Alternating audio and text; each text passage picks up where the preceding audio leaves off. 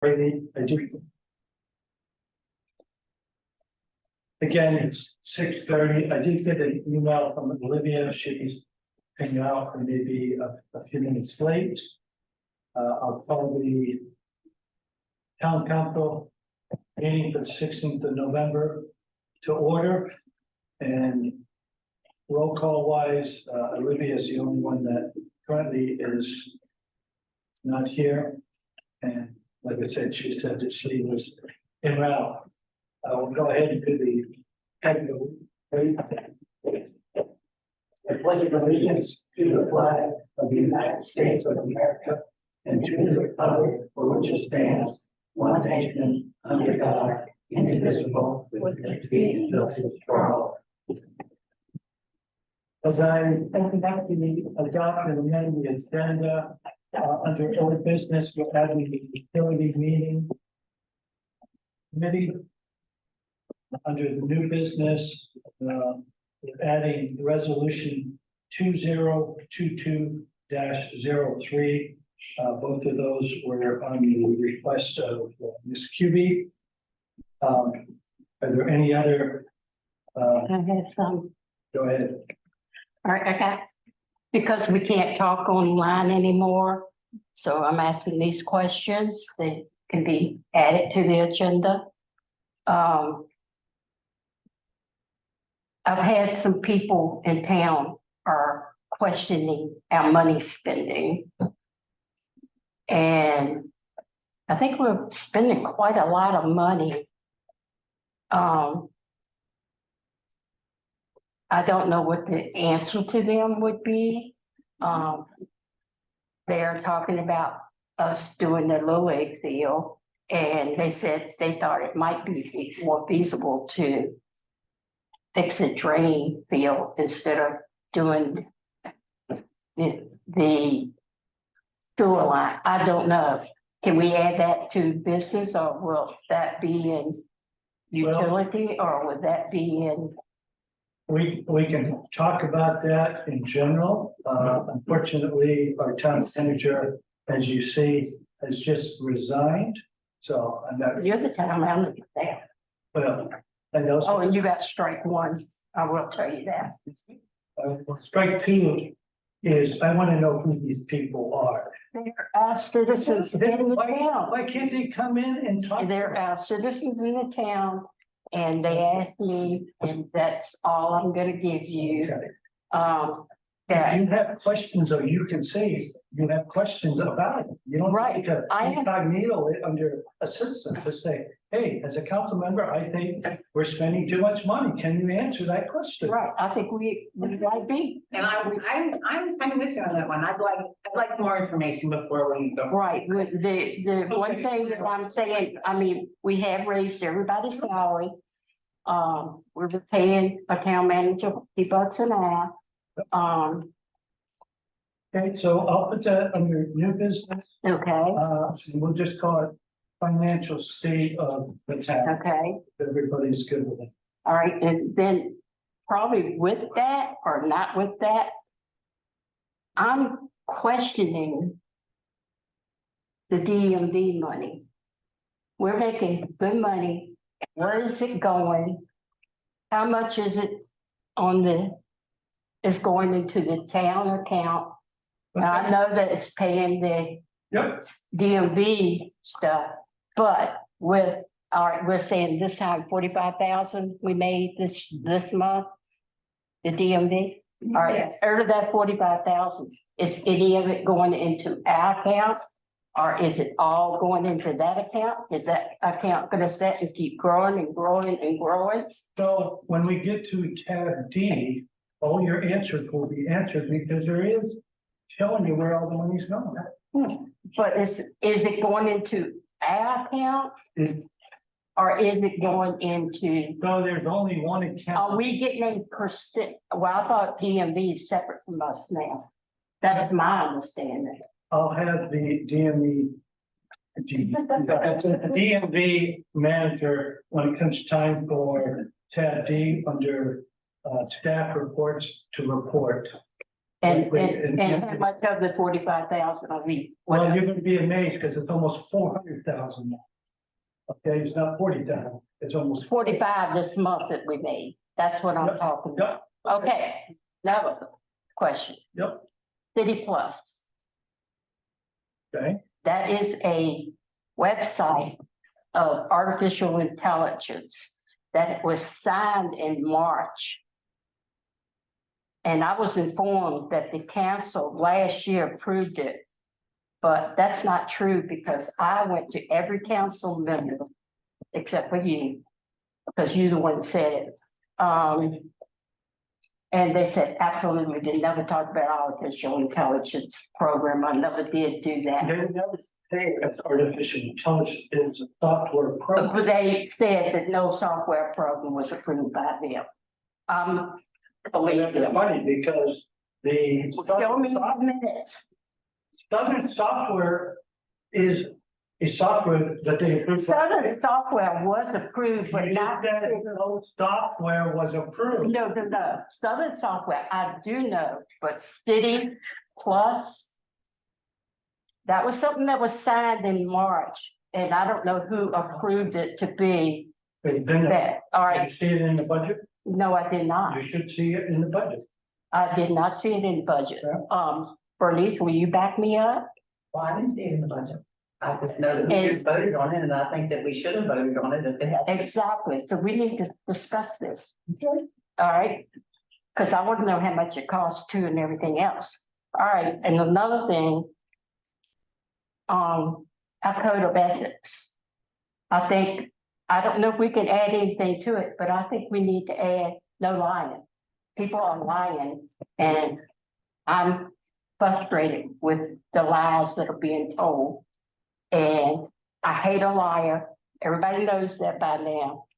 And that should be on the code of ethics. It's in our civility pledge, Does it, where does it say no lying? third paragraph. This pledge ensures all communication, both spoken and written, Oh, open eyes, okay, that's fine, and transparent. that's fine. No lying. Anything else? No, Anybody else? I'd like to remove tab E as there is no update with its last name. Okay, I would just say that the thing about the Whitlock family sign, tab I, yes, I'm waiting to get with John Whitlock, so that's kind of new until we get together. okay, so that could be updated. Right. Okay, I do have one more. Mr. Mayor. yes, go ahead. If we can add with the Christmas snowflakes an update on the tree installation. And then, basic, tree installation and the December 9th event. Okay, anything else? I need a motion to accept, So made. Second. second by Bernice.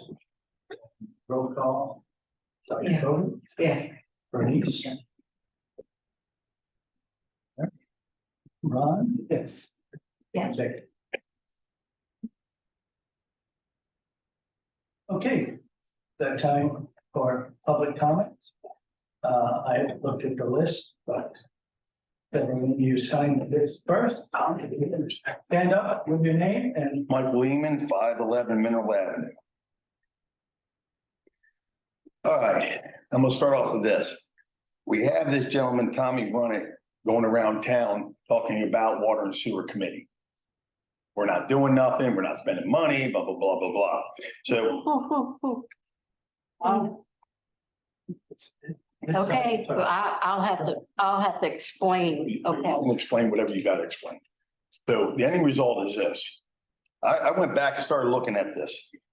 I'm looking for how much money did Tommy Runnick get for water and sewer grants when he was in town council for 7 different times? 0. Okay, all right, we'll move on to the next one. How much money has this town spent in just the 26 years I've been here being proactive rather than reactive. 0. Okay? Now, we did a project down on 9th Street there with new homes on Michael Groom's property with Randy Mike. It was dug up. We put 0 fire hydrants there. So I go back and I'm looking at the law. The law says 500 feet is the minimum that you should have another fire hydrant. But here's the paperwork. I can get you guys all a copy of that. The workers was told, we're not putting them in there. There is not one fire hydrant anywhere from that area to the nearest one is just beyond the feet that this law says. Okay? So in my mind, I'm thinking if this water and sewer guy that's been on the water and sewer umpteen times has a problem with the water and sewer, then if you're trying to fix problems, why are we telling people not to update what the law says? And that's where I am on that one. Let's see here. So we can't answer that. Okay. Now on the backbone of the water and sewer, you have to understand it took us many years to get to this point where this system is this bad. The contractors have been in the same ditch 5, 6, 7, 8 different times. Nobody authored infrastructure project, no projects. I've been going back looking, except for when Family Dollar came in, the infrastructure project was there. The one where Randy Michael's building his houses, we ran water to them because that's what the code says, right? But besides that, I don't see any other things that's been happening in 26 years. We have a committee now that's working on this stuff. Sometimes when you don't see something, it's really going. People are working on stuff. The difference is whether or not you're going to spend dumb money or you're going to spend smart money. And we're at the point now, we're trying to pick projects that's going to do and what is the best plan for the amount of money you're going to spend, including fire hydrants and things like that. This town has a lot of issues, lots of issues. The next one, how much money was spent on relining the sewer lines? Do you know? Have no idea. Okay. You should find that out because I'm gonna tell you, then you're gonna see where $400,000 or 380 has been spent in the wrong area. We wasted money on relining the sewer lines. For what? How much money has been saved by relining these lines? Return on investment. How much money are we getting back that we're not paying the Louisa Water Authority for these guys relining this system? Second question, if Tommy Runit has an issue with what's going on, why didn't he make marks on the documents from Tri-State? Does anybody know where they relined and how far they went and how many manholes are available? When you came on town council, you need to understand, you got to bring yourself up to date. You can't sit here and just point fingers. You got to get behind the 8 ball here. You know what I mean? Don't just point. No, I'm pointing, Just pointed everybody. but I'm just saying in general, I mean, everybody has an issue, but this town didn't get this bad overnight. The money being spent is because we could have did a project 20 years ago for 5,000 and now we're spending 30,000 because nobody wanted to make the decision to say, we need to do this and we need to find the money. If we didn't get money from COVID or wherever else, how much money was sponsored for infrastructure? Probably about, I think, 25 to 30,000. That barely does one project. So, I mean, if the council doesn't show that they're invested in this, you're never going to fix these problems. You're just going to keep kicking the can down the street. And this is what it's going to be 20 years from now. 30 years, 50 years. I mean, the lines are so bad. It's not as easy as snapping your finger and saying, I think we're going to do 2nd Street. No, there's so many problems. It's not as easy as that. And then you start putting in materials and trying to find the materials. So, I mean, that's what it comes down to. You know, I mean, when you dig a ditch, we should update it to fire hydrants, update what the law says. The law is here. That says that we should have fire hydrants within so many feet, whether it's a school building, industrial building, churches, apartment, multifamily. So now we have these multifamilies coming over here. Do we have another fire hydrant within the area that needs to be? No, that's what I'm saying. This is the problem. And when you start putting a $10,000 bill onto a fire hydrant, it takes the money very quickly. This ain't something that somebody wakes up today and says, let's raise the water rates. Right? I'm gonna tell you, Becky, you can roll your eyes, but I'm gonna tell you. I'm not rolling Yeah. honestly. No, I'm gonna tell you, if the councils before, Speak directly to me, If- go out here. if the council would have raised the rates instead of selling water below what we paid for it, we would have had money in there to fix projects. But you can't give water away cheaper than what you're paying for it. And now we have no wells. You know what I mean? Every well is done. You might as well just start buying water from now on and be done with it. Because there is no more water. Because every council before this never started the process of finding well drillers, DEQs. How do we do this? Call Louisa Water Authority. How do you do it? What's this? What's that? Nobody did it. Instead, we put money into a well, 40-some thousand dollars, and then shut the well down. It doesn't make sense. So everybody's wondering about money. Past councils allowed all that to happen. And now we're stuck with this mess. And, you know, it just appalls me that people are going around town saying that this committee's doing nothing. It has nothing to do with the committee. First of all, you need money. And number two is, just because you have money doesn't mean you just blow it. You want to go out there and find out how much can we get done with this amount of money. That's it. Can I say something that he brought up? I can't. But during, I will say that Tommy Runnett is not going around town. He spoke to me. I told Bernice. That was it. I have no idea if he's going around town telling. Well, Listen. I'm telling you, he's been in my store and has said this, that since he's left town council, nobody's done nothing. Well, I'm just telling you, I'm telling you, so it doesn't matter what you tell me, I'm telling you that that's the truth. that's being very ugly and rude. I'm not being ugly and rude, Yes, you but are. you don't know what he says to me. I know what he said. Well, I'm not asking what he said to me. He said to me personally, since he's left, that's what it is. You don't need to argue with me. All I need to say is that Tommy asked me at the fire money giveaway. But not only you, he's spoken to other people. Right, well, I'm just saying, he asked me, why isn't the lagoon fixed? It was $30,000. They're on the agenda and they will tell you about the projects and Well, what, I need to, yeah.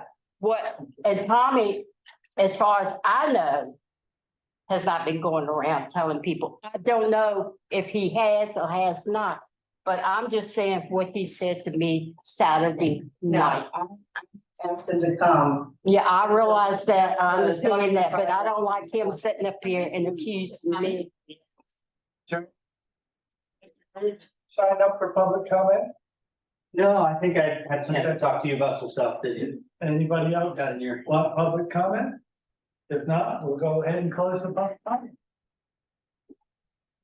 I'll direct your attention to tab 8.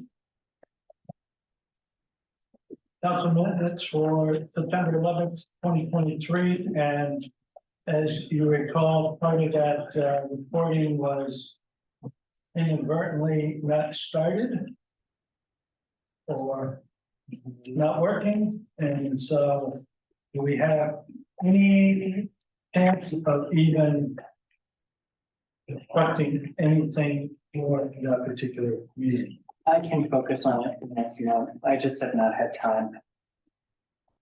Okay, We have some notes. Maybe you and I can work well on that and we can construct the That would be very helpful. Okay. And tab B is the October 10th, 2023 council meeting minutes. If you look them over and provide any corrections, updates, admissions.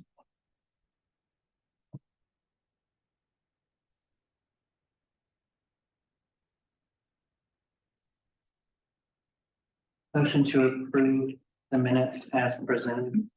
I have a motion on the floor for Ron and seconded by Blair to accept the minutes as written on October 10th, 23. Becky, Yes, Olivia, Yes. Ron, Yes. yes, Blair. I don't know why I keep getting stuck there, sorry. Denise and Dr. Talbot. And for the town clerk, if you'll just make a note of when Olivia came into the. Right, thank you. If you go to tab C. List of bills. Over. Motion to approve the bills as presented.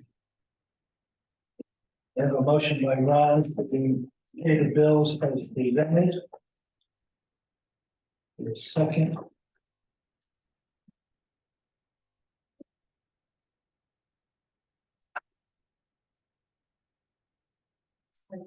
Nobody has. Denise is seconded. And Olivia, Yes. Ron, Yes. Becky, yes, Blair, Bernice, Yes. and Dr. Kovic. Yeah. And town attorney's report. I have in the month since my last report, as you all are aware, prepared and responded with several memoranda based on questions that were presented by various council members. I've continued to review the town files and documents. I've drafted multiple documents on request, and I've consulted with several council members on their requests and on their contacts. Continue doing so. Any questions for the town attorney? Shannon, you want to give your report? I think you had a couple here, Well, or I'm sorry. There's the October one, which I don't think it had a written record of. And then That's okay, like they. just bring us up to date if you can, and Okay. also, if you want to also talk, reference McKee's concern on. Money. Okay, well, so, you know, every month we earn 5% of what we bring in, and, so. We're at, $396,965.08. So we're gonna break over 400,000 by the end of the year. So our expenses to run the DNV are around 299,000, just roughly. I mean, employee pay, you know, phone, internet, that kind of thing. So it looks like, we're gonna, well, I mean, me and Mr. Peck sat down and, you know, as we were doing the budget, and I mean, we're on a good trajectory. I think we're gonna maybe even surpass, hopefully next year, be up to 500,000, you know, so. As far as when the monies, you know, come here, I don't know, how it's dispersed or anything like that, other than the fact that it's around 299,000 to, you know, support us. I do know that, we contributed around 140,000 in net revenues to the town, and to put that in perspective, the real estate and personal property tax, does around 125,000. So we contribute a lot to the town. I mean, I don't know where the town would be without the DNV, really. So, you know, as long as we keep doing good over there, but so, and I mean, as far as anything else, I don't know about what you spend it on over there, but. So was not, when we did the budget, we had anticipated you guys doing about 330,000. You know, a couple of us took a deep breath, like, wow, is that achievable? And so, Definitely. first of all, thank you for you and your staff for really Yeah. kicking butt and taking names. And truthfully, from my point of view, I assume that when we get the revenue from DMV, it goes into the general ledger / into the one account that the town has. Yeah, I mean, as far as like, I never see that. I Yeah. just make the deposit and it just goes right over to Right. whatever banking y'all have. And then y'all disperse it however you see fit. That's you when know. the y'all's salary and everything is coming out. Yeah, like. We pay the, Did y'all get a copy? That's after the salary. Come to a budget of, you know, what our. That's after that is after the salary. Yeah. okay, yeah. So, So that's, in other words, we cut the check for yourself. The town, Yeah, they're. Okay. okay, Yeah. okay, I didn't know, so yeah, hopefully I'll find everything to ask. I mean, it's the town, we're all town Okay. employees, so we get paid by the town and all that money goes to Okay. the town. Okay. The DMV is. See, I thought y'all were a separate Mm. entity and I whatever. mean, definitely budget it separately, you know, so we can see where we're at. Right. Luckily, Mr. Peck figured that part out, so. Part of what I had talked to. Well, if I didn't ask, I wouldn't know. No, and it's always Yeah. good to ask. Yeah. That was one of the things that we talked about early on in the year, that when we set up the new financial management, the DNB is going to be its own enterprise. And I guess that's where I got it, that it goes to, Yeah. all of it goes to the. Yeah, so we're gonna show each of the enterprises, the cemetery, the water and sewer, the DMV, the town operating budget, and capital improvements. Even though it's one pot of money down here, any resident will be able to say, geez, just like you did, Hopefully to keep is that DMV down. making this money or is it costing us money? It was, Yeah. yeah, So that's why we've asked Shannon to start showing not only the money, but what's coming out of it so that people. we must have had ESP. We, because exactly what I asked.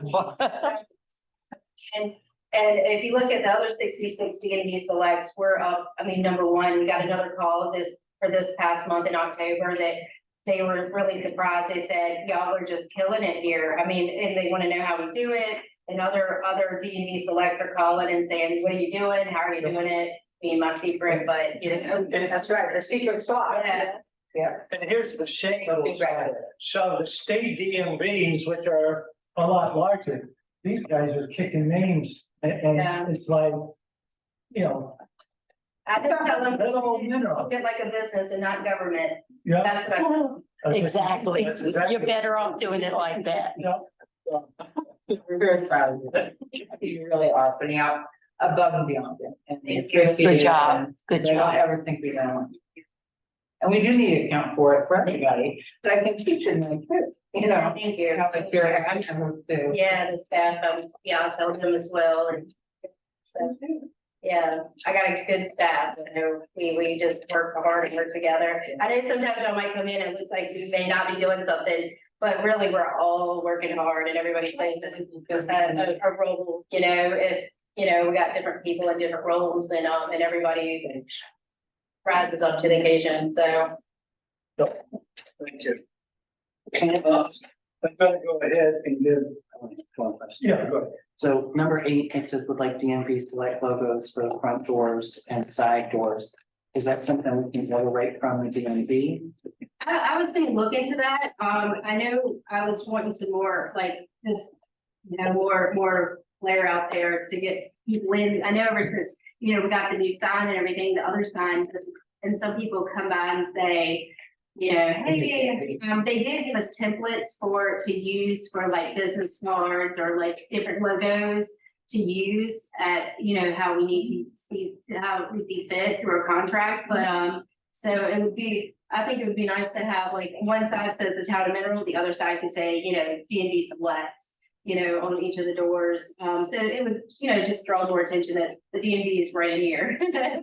So, and I'll get with Barry and I'll get with y'all. When we built the building, it used to be before it got repainted, it used to be a DMV over top of the counter back there. I know, and when they took I got that from Rainbow Graphics, which is now LKA sign.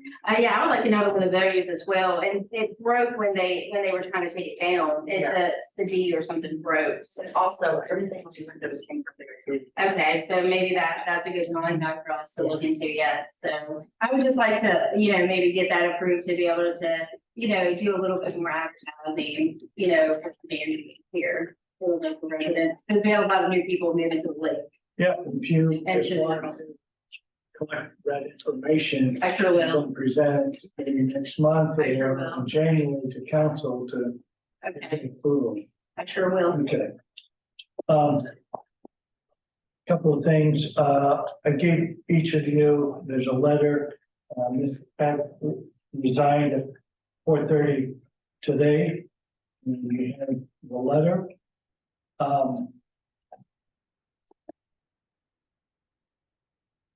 In your packet, there's a project close activity. This is for you all, especially in light as you working on getting a manager. These are projects that either had ongoing or needed to be done or in certain phases of being completed. And that's just to let you know. On the back pages is the new financial system.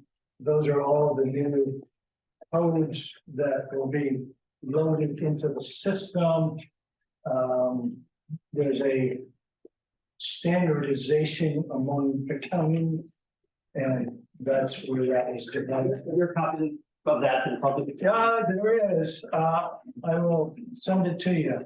You can have my copy. You got it. Guess we used all the, The project stuff we're talking about on there? Yeah, I think good. yeah. I'm gonna give it to you, so if you ask for it. Unless I'm already looking at it, don't know. No. So, in addition to that, I wanted you all to know that the town treasurer has given notice to us. Her last day will be the 31st of December, unless she changes her mind or we come up with something that might be acceptable. She says she's burned out. She's been, I'm sure she's. For 2 years. well, she's been drinking from the finger hose. She's been the jack of all trades. For 2 years, I mean, a lot, a lot, and, I guess a lot of you know that as you're looking for a manager, you'll probably need to decide how you're going to deal with that. A couple of things for you. I did have lunch on Friday with the staff. And it was just again, me to show appreciation for DMV and the staff for doing all the things that they were doing and to answer questions. A couple of items was about new paid time off PTO. As you know, over the last couple of months, we've been talking about moving away from the old style of what we used to do in government and municipalities, and you would earn vacation time based on your seniority, years of service, and also sick time and how the shift now is to these paid time offs.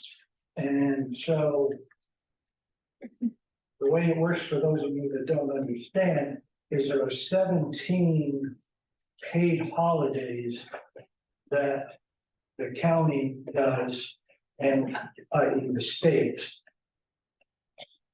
Everybody gets those holidays off. In addition, there are 136 hours of paid time off that you as an employee can use almost for anything. And what happens is the paid time off is loaded up on the 1st or 2nd of January. So all those PTO hours are made available right after the beginning of the year. You still have to go through your supervisor to get time off and stuff, but you can use them as you wish. At the end of the year, one of the things that this council will have to determine is how much we're going to allow you to roll over to the new year. And the county right now does 7 days, other municipalities do 5. Again, that'll be up to council and the personnel committee to decide and come up with, but I wanted to at least let our employees know that that's where we're moving to. And so the other aspect of that was, as you all know, currently we pay our employees every week. And we actually write out a check.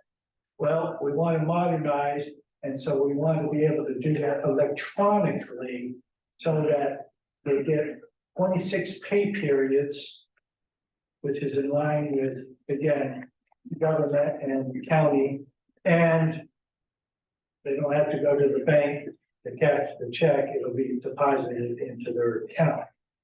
We met with the Blue Ridge banking folks today at 2 o'clock on how to set that up, and there's a few things that they're going to go back and provide that information. But the bottom line is they're going to be able to do that.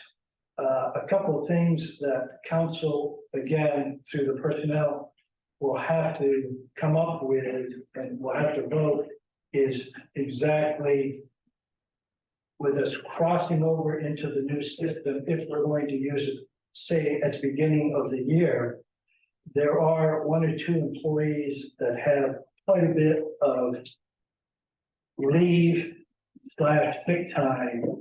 And we have to decide how we're going to either pay them for that or allow a longer period after the first of the year for them to use it.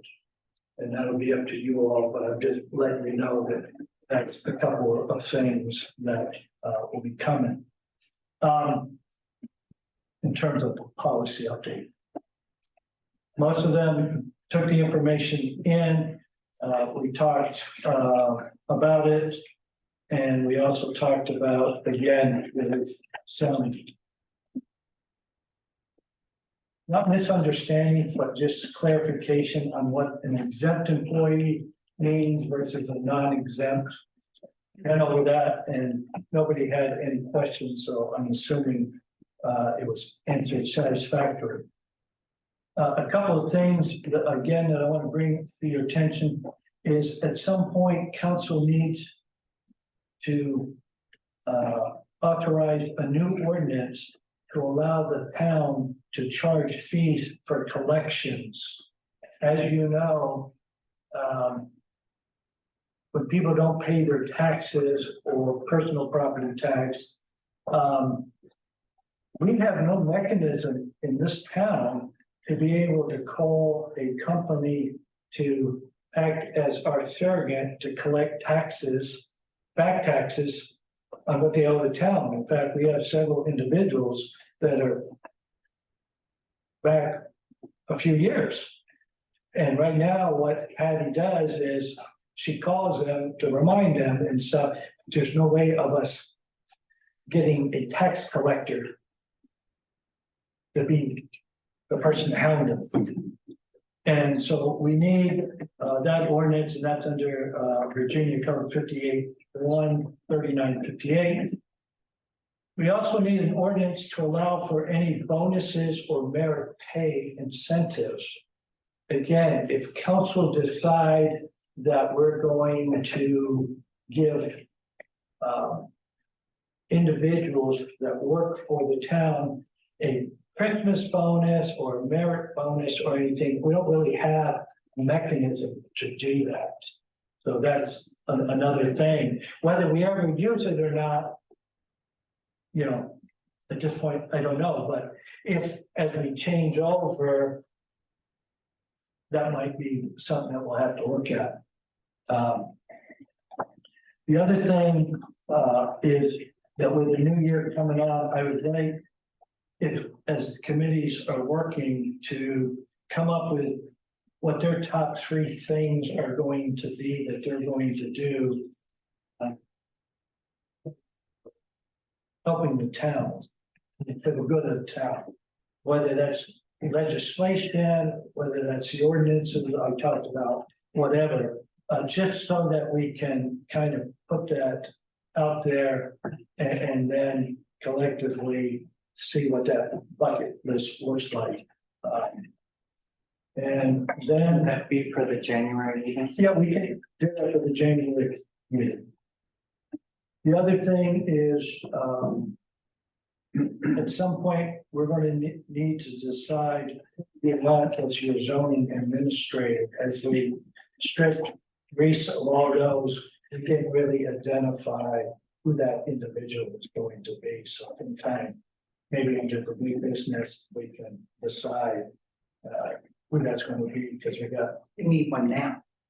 Yeah, we got lots of things that are hanging that now, technically, we can't really do. And if the planning commission now up and running and stuff like that, we don't really have anybody to represent. And we have to start. If they have anybody that can serve in that capacity. I don't know why we couldn't. I'm sorry, ask Chris. Thomas Jefferson Planning District. Yeah. District. our district, yes. I mean, Not someone love their budget planners. They all. yeah, Well, really what they would do, if it's not a buy and bill, it goes to the planning commission anyway. right. So really, the zoning administrator is only signing off on bylaw codes. Right, that's why I was thinking, I know, it would seem right. Well, I just want to throw that out to you there. Just so you can think about it, not asking for that right this moment, but there are with the 3 or 4 things hanging out there that we don't want to let go too long. Mr. Corey Williams is one of them, and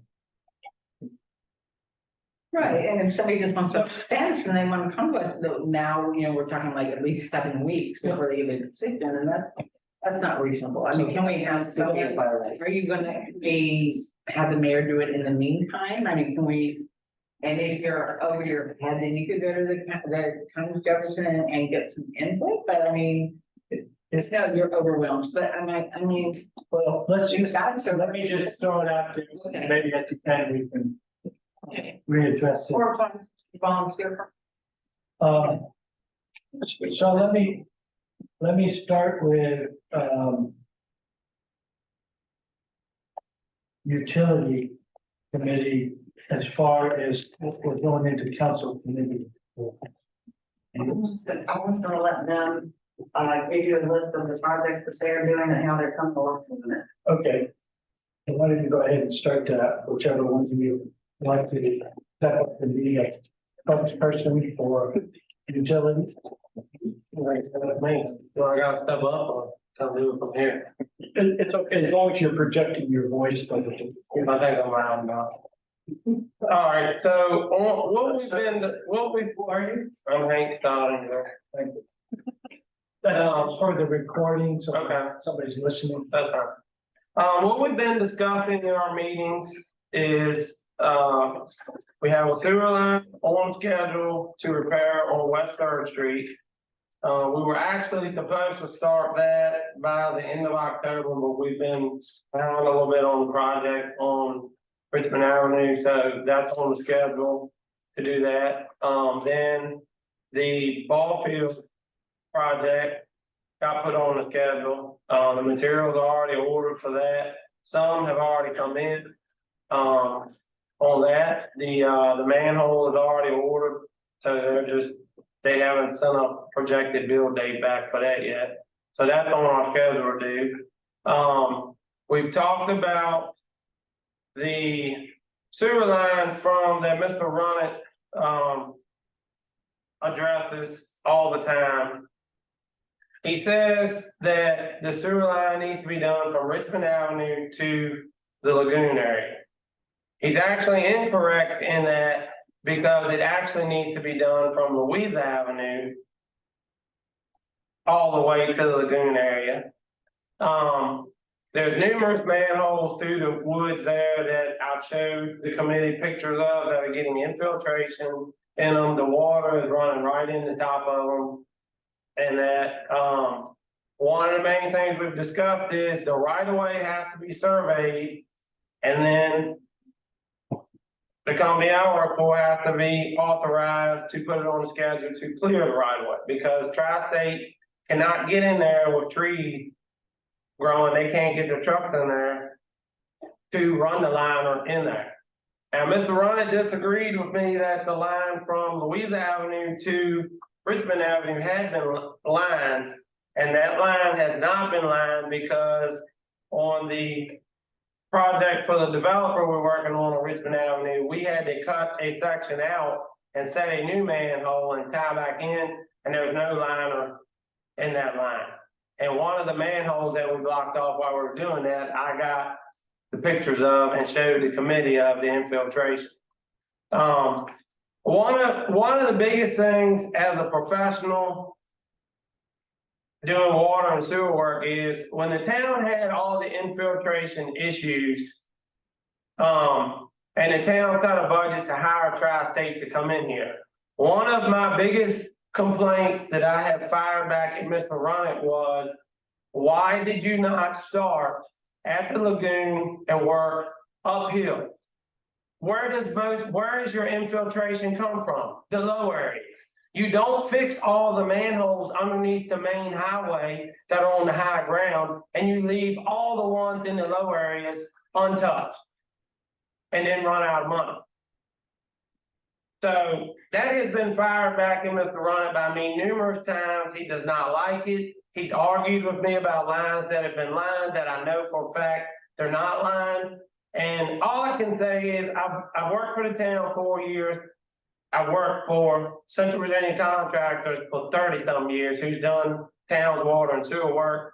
If you have a question about the water and sewer, contact me, and I'll be glad to take you there and show you. I'll be glad to flip the manhole lids open. If you're willing to walk through the woods, I will take you and show you what's there.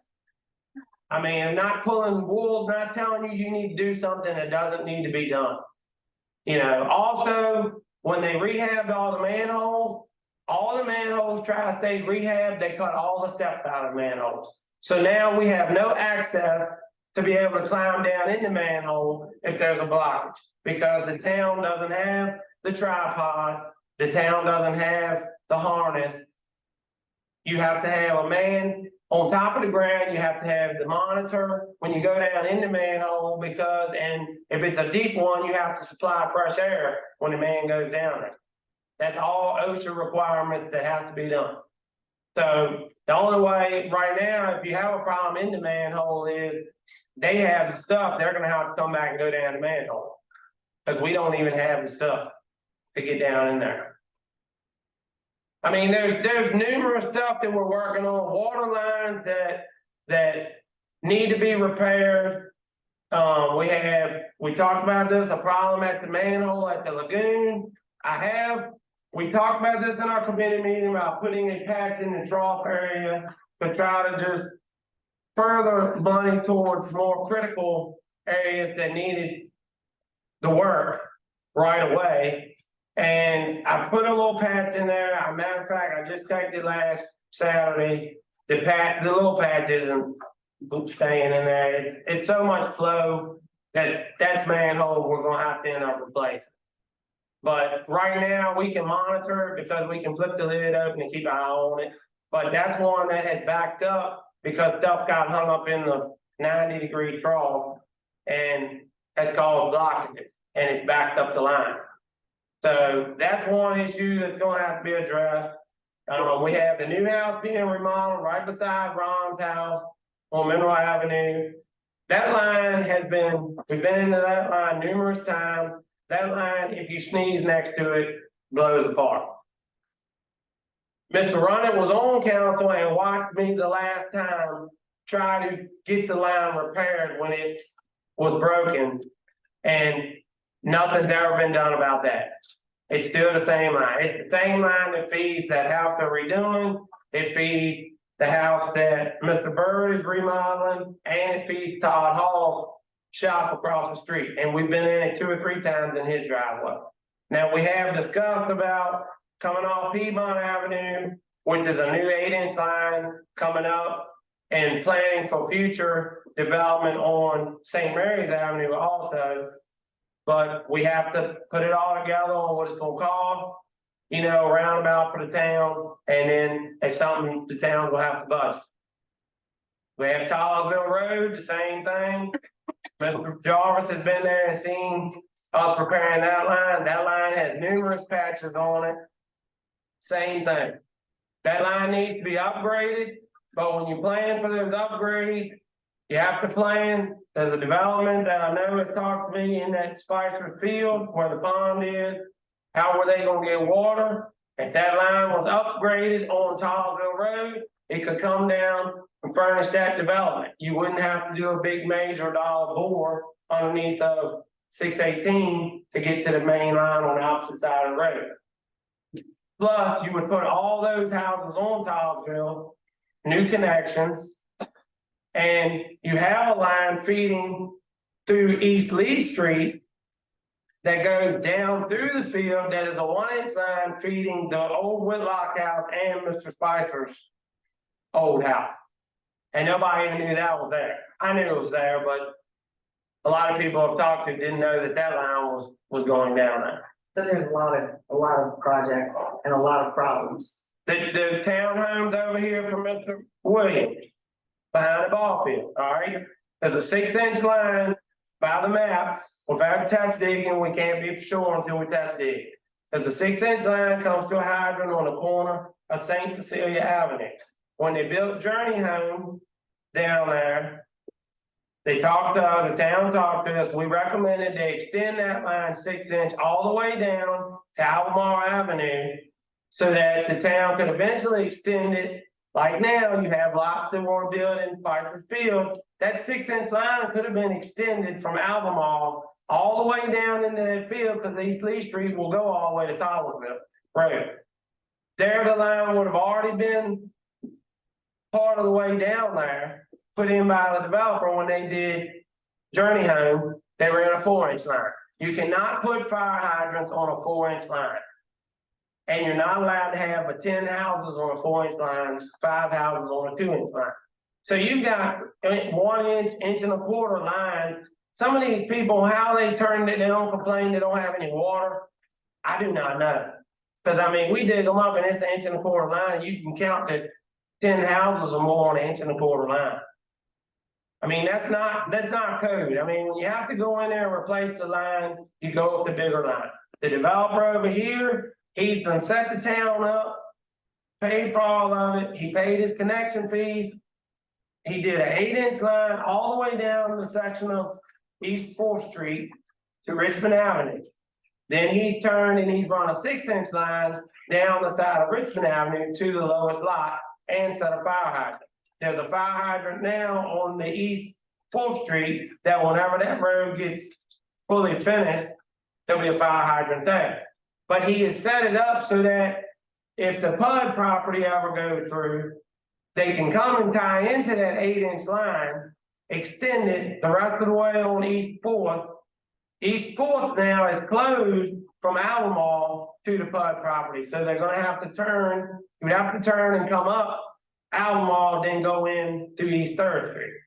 I know it's a lot to take in, but I'm just letting you know, there's a lot of work going on that Mr. Ronnet.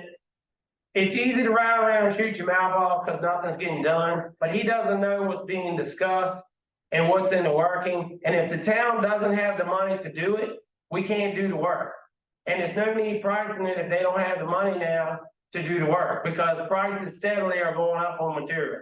So there's no need wasting time doing a lot of figuring if the town can't afford to do the work. And Hank, what was, I know that when Bernice and Becky came back from the ball field, referenced the bathroom, and we were trying to decide whether we're going to fix the field or do the plumbing. They don't have a lot of room over there to repair, and nobody knows what's wrong with the drain field. Okay, so the idea was to be able to, the 6-inch line that we were gonna doghouse a manhole over top of on the side of St. Cecilia.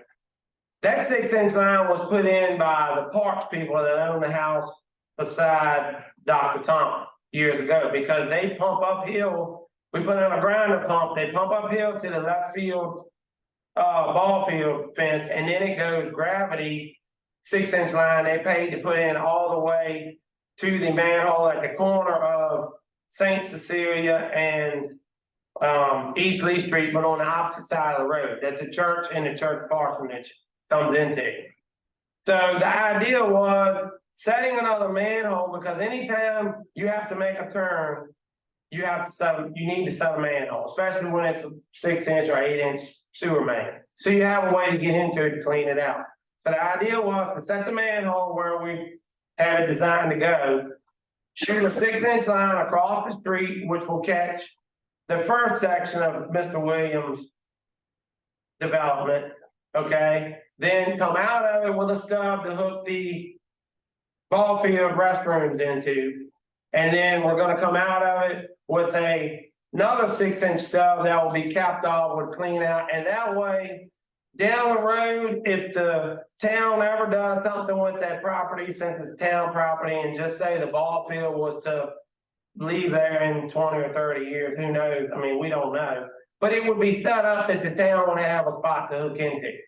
Or if the town acquired the old school property and needed a pump, you could run a pump line up. Y'all own the ball field property, so you could do an easement and go right up through that property and get a line up there.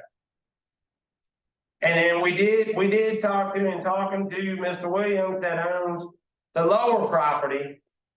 He knows he would have to pump that property up the hill. So we even talked about where the pump line we put in connects to the gravity line down the road, setting a manhole there for him to pump into for his lower development. And that way everything has a way to get into it to clean it out. You can see what's going on, that kind of stuff. But also something you need to think about too is on his water. When he does his development, being they only ran a 4-inch line down East Lee Street, now we're gonna have to go back to the opposite side of East Lee Street, find out if it is a 6-inch line. We're gonna have to extend the 6-inch line across St. Cecilia and then turn and take a 6-inch line down in front of Mr. Guerrero's house, hook him on the new line. He'll be on a brand new line, and we can put a fire hydrant down just below his house, which will serve for both Mr. Williams' development and Mr. Guerrero will get up. His line will be on a new line. So that would be one street, you'll be able to eliminate the old line, and it'll be done. Thank you. Anybody have questions? Is Mr. Ronnet on the committee, or is No. he just acting as a concerned citizen in the role you're talking about?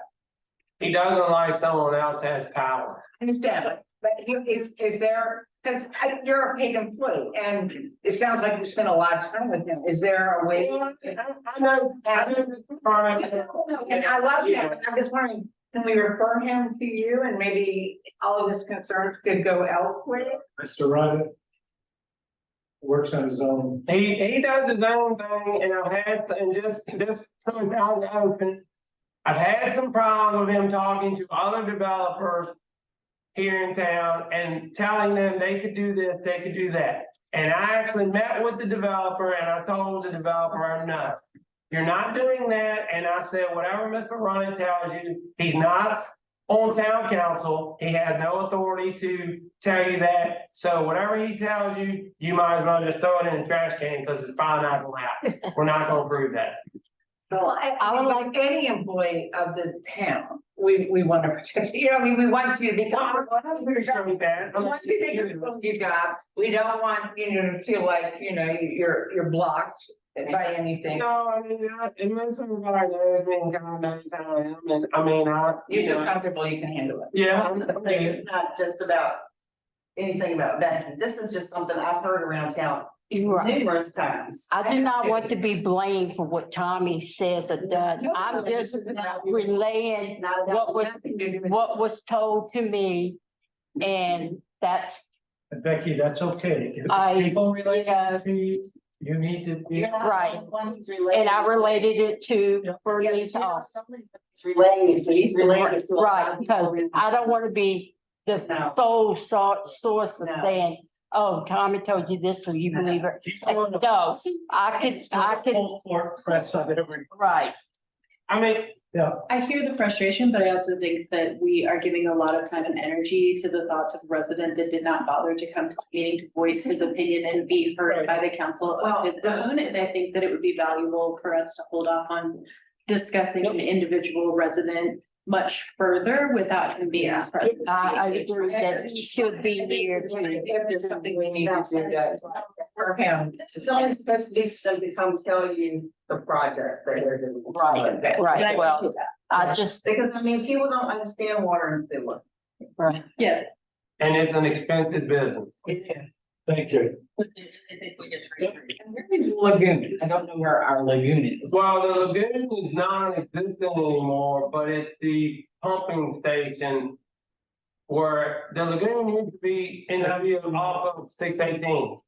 And then when the county, the water authority took over the pumping station, they put in a pumping station, so it all pumps. And they have a pump station on St. Francis Avenue also. Well, it's right directly across the town side past where everything's out. Okay. Becky, do you have anything for the cemetery? Cemetery, did we get the ropes? The rope broke. So Yeah. did we get the rope? Hank, We did not, we tried, I tried a cable to see if a cable with the coating on it will work in that flagpole. The problem is that flagpole, the cable has to fit underneath a metal like glass and it won't hold the piece of cable. So working with Mike, we're trying to see what else we can do. Plus, until we get someone with a bucket truck, we can't get up there to put the rope back down through it anyway. Okay, So, you should see if Louisa will loan you the bucket truck. If and when you decide you need it. They've done that in the past. yeah, we used Harper's last time. Tony used Harper, so when he gets back next week, I'm gonna check with him and see if if he can make a call Okay, and we may have to just we've got extra rope, we may just have to put rope back up there for right now until we can figure out something else that'll stand up better. We're gonna talk about the snowflakes and that would be the bucket truck Anyway, yeah. okay, my fire report. I guess all you noticed it was smoky. It is smoky because of a wildfires in Bethel County. And that's caused the smell and the smoke. That's a long ways for it to come, but that's what it is. I said, who's burning the mineral, you know, all right, it's too dry, don't burn, no burning or whatever, your leaves or whatever, it's just too dry. And the fire department asked that you not burn at this time. Yeah. Okay, that's it. okay. Personnel, So, no real update for the personnel committee. Our meeting last month was canceled, so we'll be looking to schedule one. I'd like to get with the personnel committee at the end of the meeting just to pick a date. sooner rather than later so that we can discuss candidates for town manager. But I do want to ask that council assist us in creating the policy. What do you want that to look like? Coming from the committee, how do you want us to present it to you? How many candidates would you like to see? So I'd like to try to get that narrowed down tonight before we leave, so that we can start running with the candidates. Do we have the ad? There's a plan, There's we an have the ad ad on, tonight. there's an ad on the sign. And I'll be sending Amanda the previous ad that we used to, on the website and, the amount. But we're just going with the one. Do we have it that for? we have for. Do we know why? I mean, we had this sudden letter this afternoon, why we, No, we have no idea. Okay. uh, have you advertised for the position? Mhm.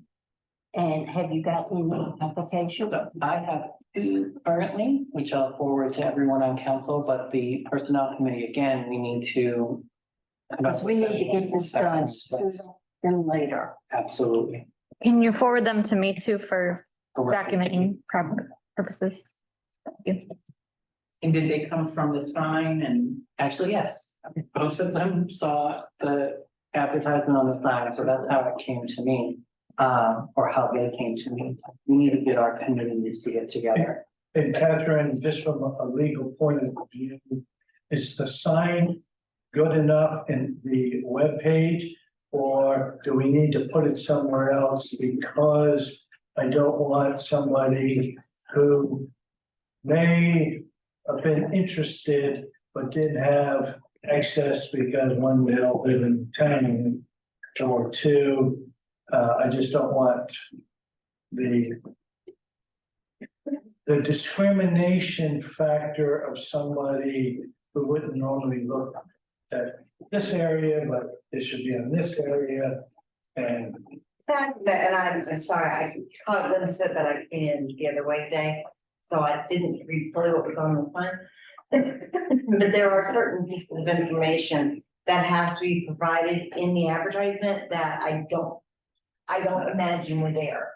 It would be my recommendation, that, you need to have, a full draft ad. I'm assuming, having not seen it, I will make the assumption that your advertisement covers the requirements for what needs to be in the ad.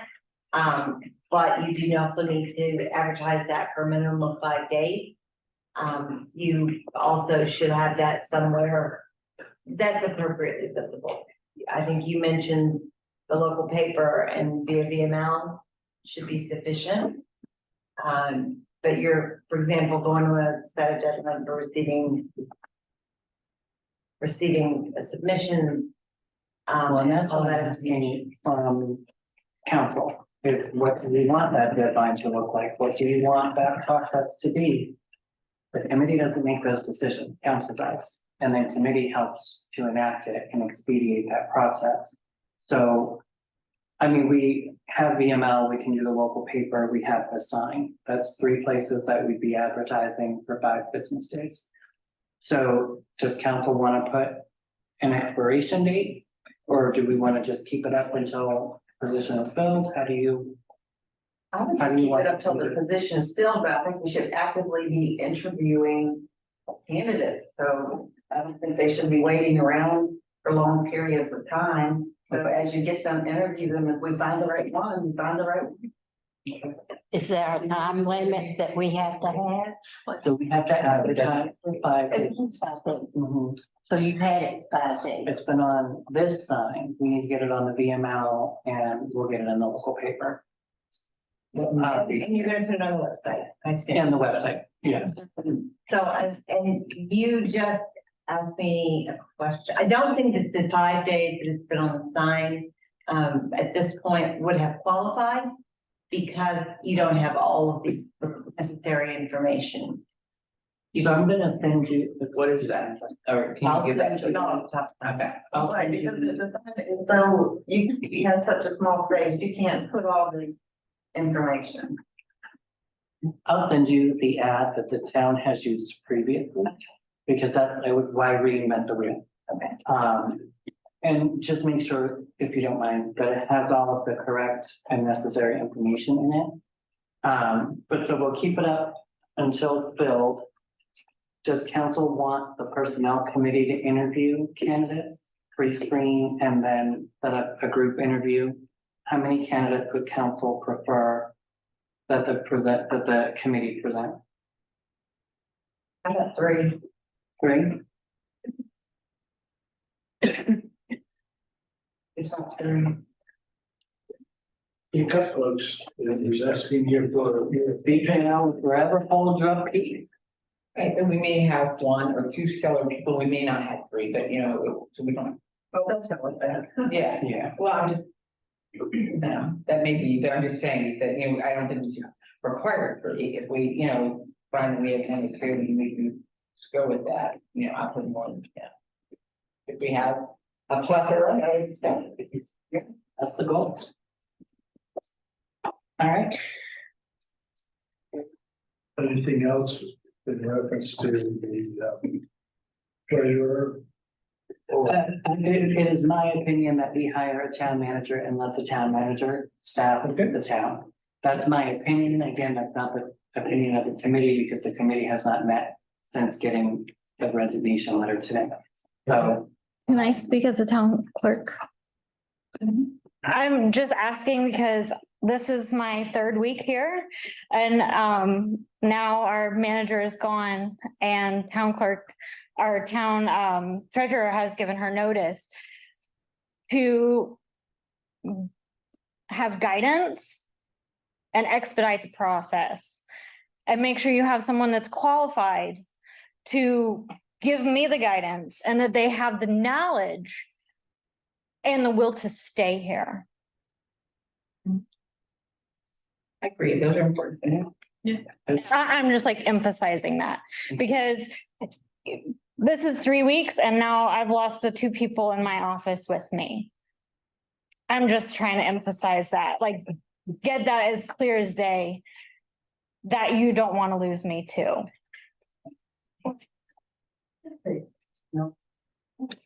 We have Ed as the town manager. Yes, but he has a full-time job and he's also the mayor.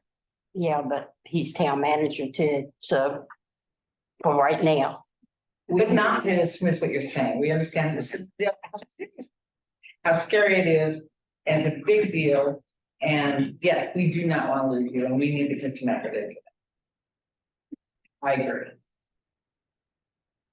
Are there any other committee reports that anybody wants to finance?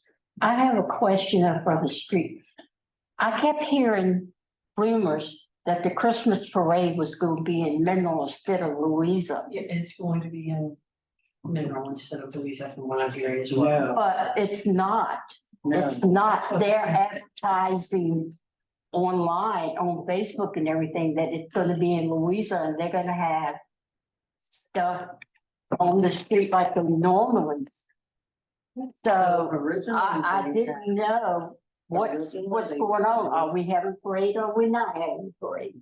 Originally, they wanted it in Mineral and there was a big kerfuffle and they said, never mind, we'll keep it. Right, well, I think we Originally, it should was- take it for yourself myself because that's where it's. So what happened was quite a few businesses ganged up town hall and wanted to know. Okay. So the show.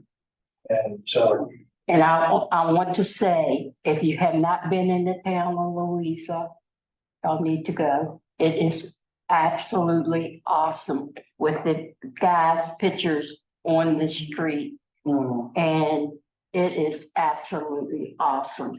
They are gonna take them down. They're just gonna have different little holidays or whatever. They are gonna take them down. I talked to not Paula, Liz today.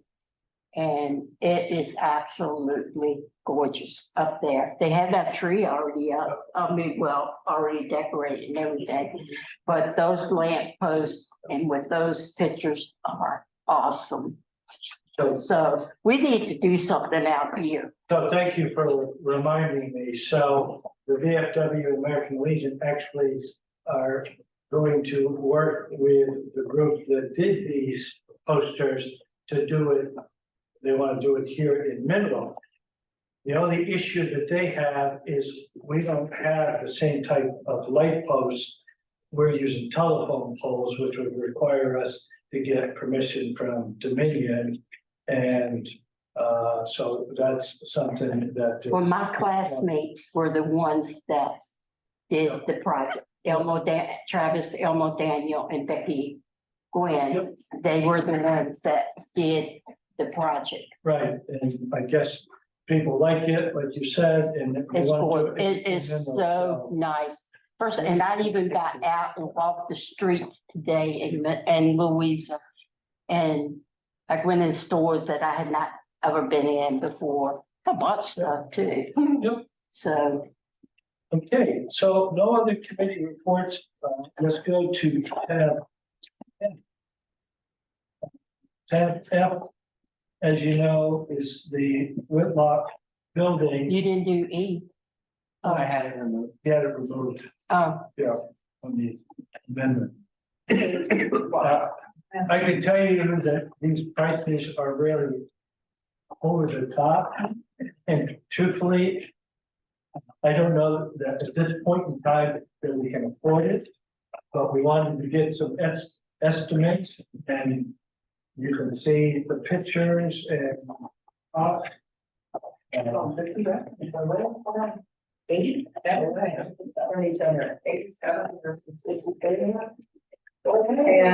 we have no local countries that we've gotten quotes from.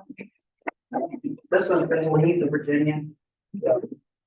what recap to do the roof is $87,000. We didn't, Patty did make other calls, but these are the only two, people that called back and that. The minutes. Thank you, Nina. Mhm. To share with the. I can make you copies. That, How many square feet is it? that may, What that to do? yeah. So Mhm. let me let Hank speak up on his maintenance. After, go ahead. That building is one of those flat tar and gravel roofs like the schools used to have. So the one company, the W.A. Lynch company, was who I recommended Patty to contact because that's the kind of roofs they've done. The Louisa guy, I know Tony met him, and there's supposed to be one other estimate. We talked about putting trusses on the roof, doing trusses. But that guy said something about you'd have to tear off some of the old roof because it's been leaking so bad, you're gonna have mold and everything else in the insulation that's in the ceiling. Plus, now that we've been in there hauling junk for a week or so, the floor, the upstairs floor joists and floor is way worse shape than talked to, and the electrical is Swiss cheese nightmare. Would it be more feasible to pull a building there? Yes, that was what I was gonna advise was I've already talked to the landfill. Being that as a block building, if we were to demolish it, I think I can get them, they'll waive the fees on all the loads of cinder block because they crush it up and use it for road-based material there. Now, they would charge for the wood and, we'd have to separate the floor and have to tear it down, but, I mean, my thought would be, and this will be council decision, and if they want to give them a price to tear down and dispose of it, we can do that, would be to remove the building. You have dirt at the cemetery, we could take some of the dirt, bring it in there, compact it, level the site back off, grass it, and then the council can do a vision on what they actually would like to do with that property down the road, and if you want to put a building or do something there, do something that's gonna benefit you down the road. I mean, the shape the building's in, it's not you're gonna dump a lot of money in a building that's not gonna be worth it. I will say that $87,000, we could build a heck of a pavilion. I mean, exactly, that was my thought when Patty told me what two of the estimates were, and I was like, you know, you can, Plus we have the door estimate is in there. yeah, as we have well. that, the door, the two doors too. Would be estimated, you know. So I guess if council wants to think about this next month, think of some ideas. Again, maybe having the extra room, if you remove the building and then the pavilion where I've been places like down to Scottsville, they have a cover for Right. all of their, They do a bunch of their things. yeah, so that might be a possibility. So that instead of the folks having to bring their own tents and stuff, they would just, you know. We just lose our mural. That's what I was, You know, I mean, just keep those blocks and do something with it, you know. Put it on a jail or whatever we're gonna do with our, you know, we can keep those blocks and do something with it, so. That ain't work.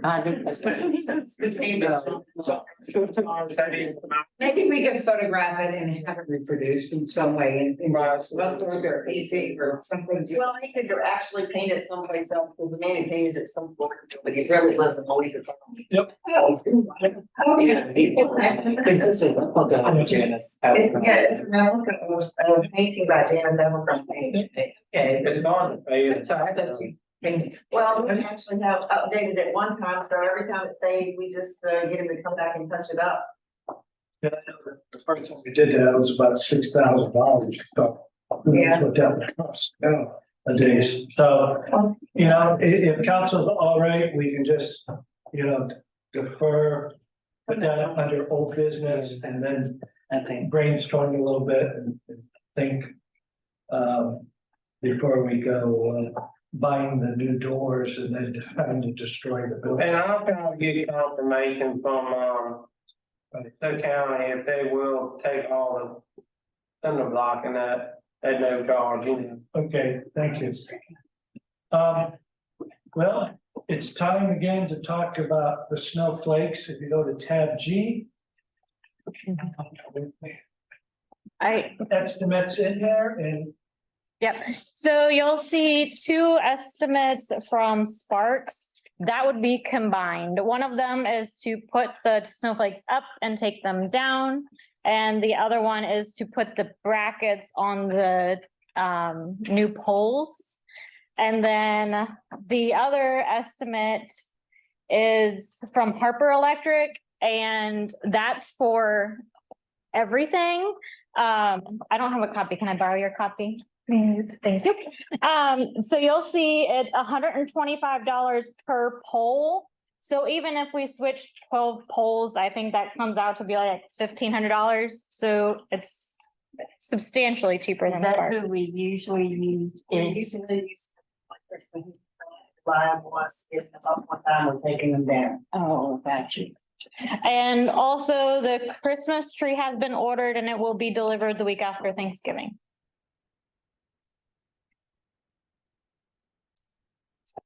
I do have a question though, and I remember before we took our seats on council, there being a conversation about those brackets being moved by the people who changed them. Why are we paying to move that? well, because now all of a sudden, nobody has a recollection of that. I have reached out to the liaison and waiting to hear back from them. Actually, it's on the video, they were gonna move the bracket. They knew, they already knew it was the front. That's what the name is. The plots themselves, they took the plot, they're already on the new poles. Yeah. When are the old poles coming out? Well, the old poles will come out when both Verizon and Infinity, also known as the Educated Company, move their stuff up the old pole, 41 middle. And if you go between here and Louisa, you can see that they've done all those poles disappeared. I don't know why they started in the middle and worked towards Louisa. Will the clerk reach? So I have them on the old phone, That's what we did last year. That's what we did last year. He put them up because there wasn't enough time, so we opted to put them on the old pole last year. I think she can see that this year and it's just even. The holiday. That's what I. Yeah. That's what we did last year, and then after Christmas is over, Get it done. get it done. But the Sparks is just estimate, so it could be more or less. Both are, yeah, both are Both are estimates. Parker's estimate too, I didn't see that. Yeah. I don't have Parker, or did you give it back? 2,700, it's $225. Yeah, you gave it back. Have the snowflakes been tested? Do you know if they'll work? It's 125 Just, for just pole, started working on stuff. right? Yeah, It's gonna be 225. right. And I think. Oh, if you divided it, yeah. I think it's actually 18. I believe. 23 plus 27. We Yeah. were short, we were short. Last year, all the flakes didn't go up because couple of poles didn't have the stuff on. Yeah, the bracket. So And brackets were missing, so That's right. That's another expense that the people that did the estimates said that in either the brackets could be missing or they could be damaged or broken in switching them. So if any of them are missing, that would be an added expense. we don't. Last year, I did find the tool in talking with Harper. I did find the tool in the shop finally. I found the strapping material, a brand new box of the strapping material and a brand new box of the clips. But I don't know how many that will do. How come you can't just go to Lowe's and get It's a the special, strapping that you do for putting antennas on your chimney? And just wrap it around the pole and cause them things are heavy when they're hanging up there. And you don't want it coming down on somebody's car. Yeah, they're pretty we substantial. can't drill it. No, they don't know bracket, what they do is they slide the brackets are aluminum and they're on the pole and the strapping material buckles it and then the snowflake slides down into it. Okay. And when we can't call the manufacturer, the. If we can find the paperwork. Be nice to get a few extra snowflakes if you go all down. Give them end to end and not just middle. So, does, I think we ought to order some brackets as beautification, don't you? We should order some brackets and that we should go ahead and hang them up as we did last year on the new poles with plugging them in on the old poles and then, but we need to call Mr. Harper and tell him that right after Thanksgiving, we need those because he doesn't get them up very quickly and he leaves them up till February and they need to be gone after New Year's. Well, last year, he was supposed to remove them before January 1st, because the weather was nice. And Ed and I discussed it, and he said, go for it.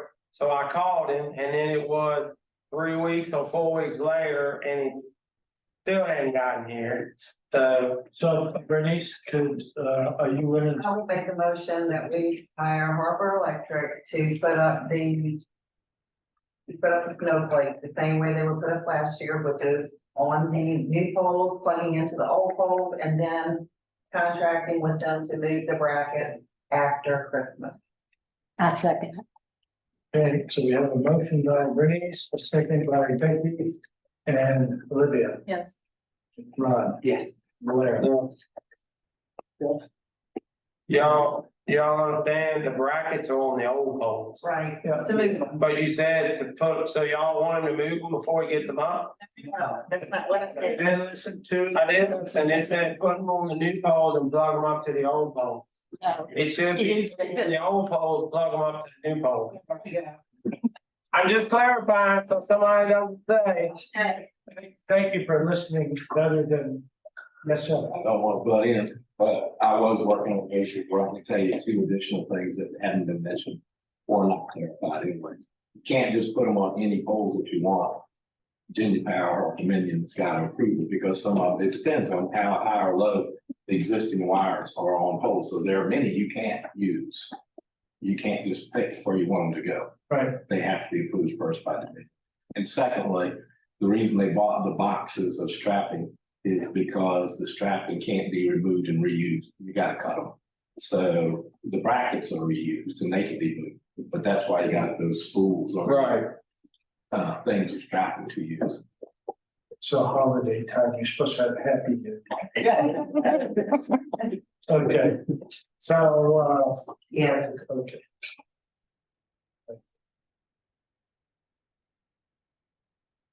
Fred, so did you hand out? Does everybody have? Just, yeah, he gave me one and so I gave it to you. Okay. So, no, we only have one copy. Let me do this. So Fred is our IT contractor that helped do our server when it went south, and so I asked him to come in because a lot of folks been asking where we are in the process of IT. And so I asked Fred to come in and brief council and the status and to answer any questions you all might have. So Fred, I'm okay with you sitting there as long as your voice projects. Okay. Thank you.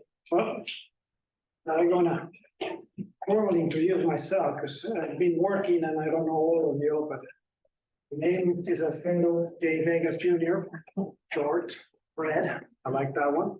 We can't hear. Fred, I think they want you to stand up here so they can hear you. Okay, I can do it. Right. I'm gonna report on the current status of, actually, from the beginning of all this. But first, I wanna let you know who I am. I'm the current employer for 12 years now from Dockside Realty, Lake Anna. I'm the current Chief Information Officer. Okay. Security Information Officer, MIS, IT Manager, Technician. I manage all 3 sites of Dockside Realty. The main office at High Point Marina, the rentals office at New Bridge Landing, and we have an office in Colonial Beach, Virginia. I manage all those sites. I also perform this type of work for manage information systems, IT information technologies for the following companies and industrial. I know Bethel Builders of Virginia. I do home building. Lakeside Electric, I did their networks. Woodrow Insurance Agency, I did their networks. Virginia Community Bank, from Virginia Community Bank was a bank here. I did their IT work as well. Done work for law firms. I really need you to speak up. I have radiation in both of you for the last. Why don't you just leave up here? I really can't. Wow. Better, here? Come on up. Okay. She really can't hear, so. I can't wear my hearing aids because my hearing is screwed up right now and I can't get new ones until. Okay. I just want, I really can't hear this. Work with a law firm in DC, Doyle and Packman. And been very well for 30 years. We did a network. They're shut down and they closed it down. Beautiful firms, All Mechanical, Premier Homes, Jabur Associates CPA firm. Columbia Sons and Psychiatry up in Arlington.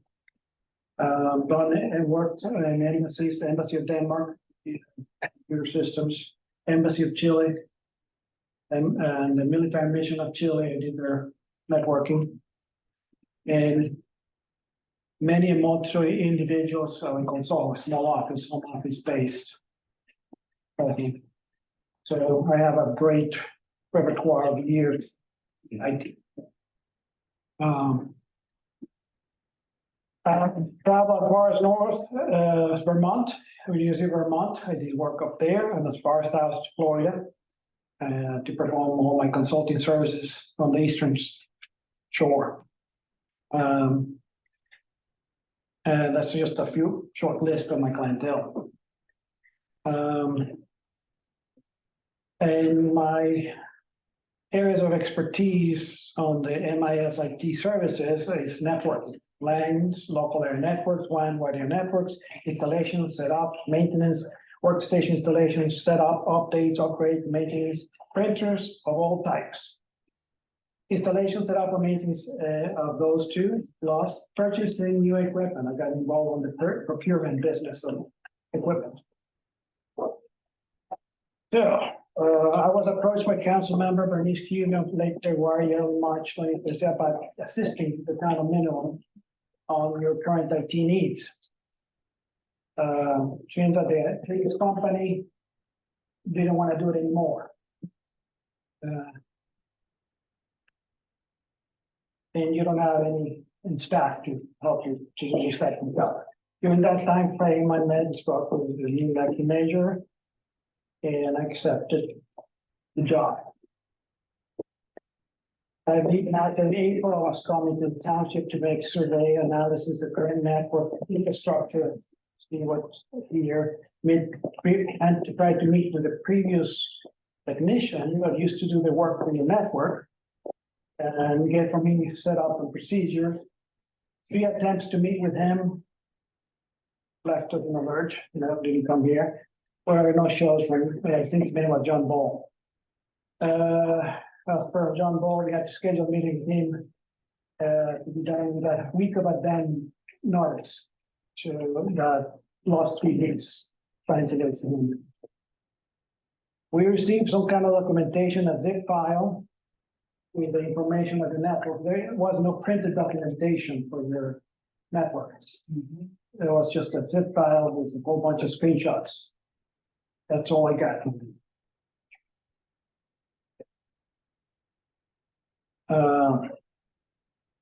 Once I was given the zip file, extracted all this contents, put in a 3-ring binder to become the first source of network documentation for the town count, for town bills. I put it, it took me about a week to complete all that paperwork, but it was thrown away. So I had to do it all over again. During the time frame of printed documentation and trying to jump all about April 28th, 2023, the town hall got hit with a large power surge. The server fried. The server due to a power surge. And let me just interject, as you recall, one of the briefing items I gave you was, we found out that the up system, somebody hadn't plugged in the server to that, as actually on the outlet, so if my memory's not, Kendra made the call, I lost internet access. I thought you lost some the ISP service, but the server was dead. From this date onwards, the project made a turn from network management support applicator, fix, replace equipment, to the also was domain controller. Those domain controllers are critical. They were virtualized server. That means in that single box of the old server was one host, one server for the town and the other server for the DMV. And the domain controller server is the worst case scenario in a network due to the fact that all of the users' login information, password, credentials, profile, data are located and they're validated through that single server. It's a single point of failure. And you don't have a backup to that server. So once that dies, it's it. So all workstations lose contact to the domain controller and no longer can validate user, including the administrator. I couldn't change a single setting on any of the old workstations because the administrator couldn't validate to the domain controller because the domain controller was dead. The workstation got stuck with the last user credentials. From that point onwards. 2 weeks after the old server dies, another peripheral does the same thing. And the year PoE switch, which is in the last station of the DMV, number 5 in a cabinet on the floor. The worst location you can put equipment is near the floor.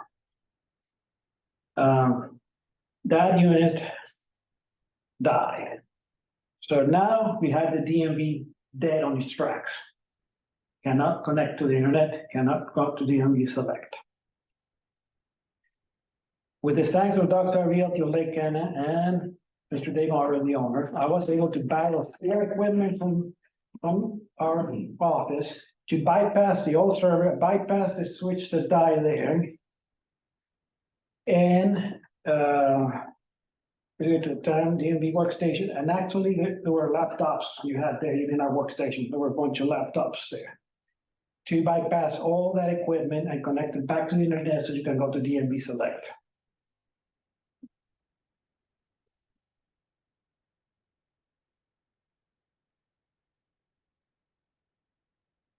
So now we had to get equipment to replace the old equipment, because I cannot manage it. I did find through my sources that you had a Dell account and a CDW account. So we ordered through those vendors. I know Dell very well. That's all we use in Dockside. We present to get quotes to replace the old IT equipment and get new and current equipment to replace the aging one. Guesstimated your 2016 older equipment. So he already passed his prime. So time, by losing the main controller, new equipment was the best choice to go with. In the interim, Rico, which already had been contracted to replace the aging printer, already submitted quotes and replace the old printers. And my understanding, the Rico rep, we know her. So I knew her and we did the replacement of the Rico printers with the new ones. Now around May and June, July, that timeframe, the brand new Dell workstation just was coming in.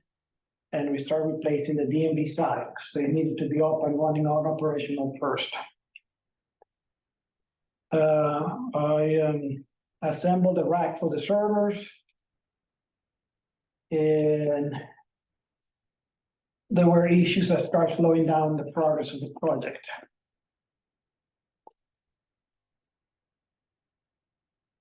Under the countertop of the DMV, all that wire that's under there was fading. I passed it and I went to the original wiring that is in the building. We had to drill new holes through the cabinets to create paths for the wires to come through properly and not being pitched on the furniture against the wall and access panels like they had on there. We had to build new printer stands to get them off the floor for the printers at the 5 workstations for DMV. We had to purchase some Netgear BOE switches because each workstation for DMV has 4 connections: the credit card, the printer, the credit card, the printer, and the computer itself, and then the connection for the phone and the connection to the main closet. So we used the existing wiring of your building that was done pretty well. DMV selected, we moved with new workstation with Windows 11 Pro operating system. DMV Select was kind of, oh, we can run it, but we are not approving it, so there were some hiccups. Nothing big happens when you have a brand new operating system and an old app. We kind of fight. We got through all of that. There were issues with the new printer drivers on Windows 11 printing from DMV Select. We got through that. The credit card terminal, the same thing. All adjustments because we move forward and things are from the past. We get hiccups. I'm going to skim, so I'm just going to make it short. Those are the main hiccups. Trying to transition from the old Windows 10 laptops to brand new workstation with Windows 11. That put me now at the end of July, August, September. There was a bunch of old equipment I had to remove from the rack in the utility closet there. We got 2 brand new fiber lines of Comcast 1 gig service to service this township and to service the DMV. So nobody is going to slow anybody. You got the best service available in the area. Equipment that I removed allow me to put all the brand new equipment that we purchased, that we in the copper.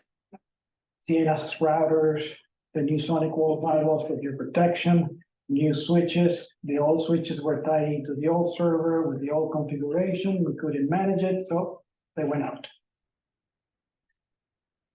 Found an old PC stacked up there on that rack, and nobody knows what that PC was used for.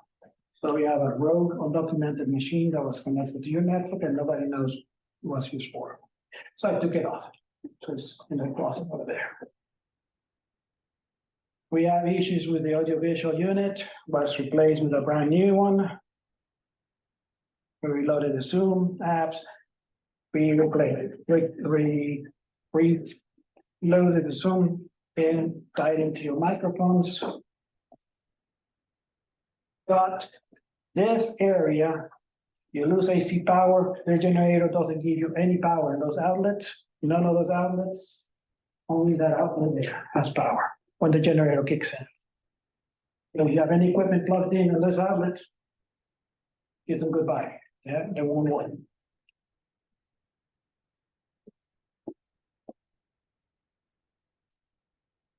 Due to the misbehavior of the generator, we had to purchase 13 new APC 1500 units to allow the generator to regulate itself when it's trying to provide power to the building. The APCs hold power with the batteries. The equipment doesn't get surge.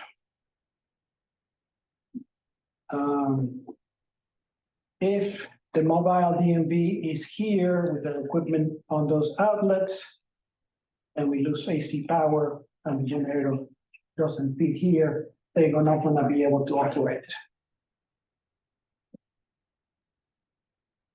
And right above me, the second part of the audiovisual, that's hardwired to, I don't know, an outlet, power, but if you lose power, you're gonna lose that state.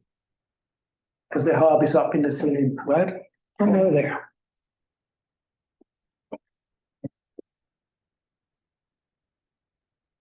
We set up a new DMV fleet office on the small office.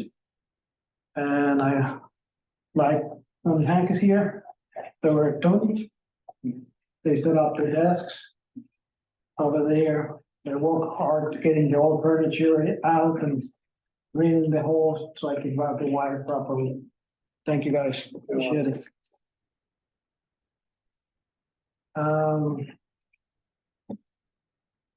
In the clerk's office too.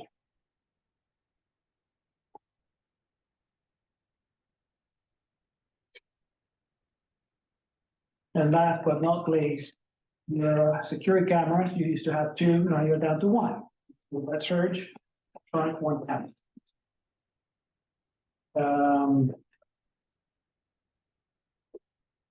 So what's only pending on my if you see the last page, which are the servers, which can host your scan to folder, the common area, common shared folders for sharing file, and you have a server for the DMV site and a server for the township. Then we can tell the RICO printers to dump information into those servers.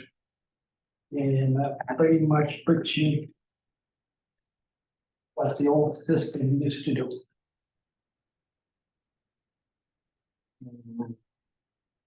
Yeah.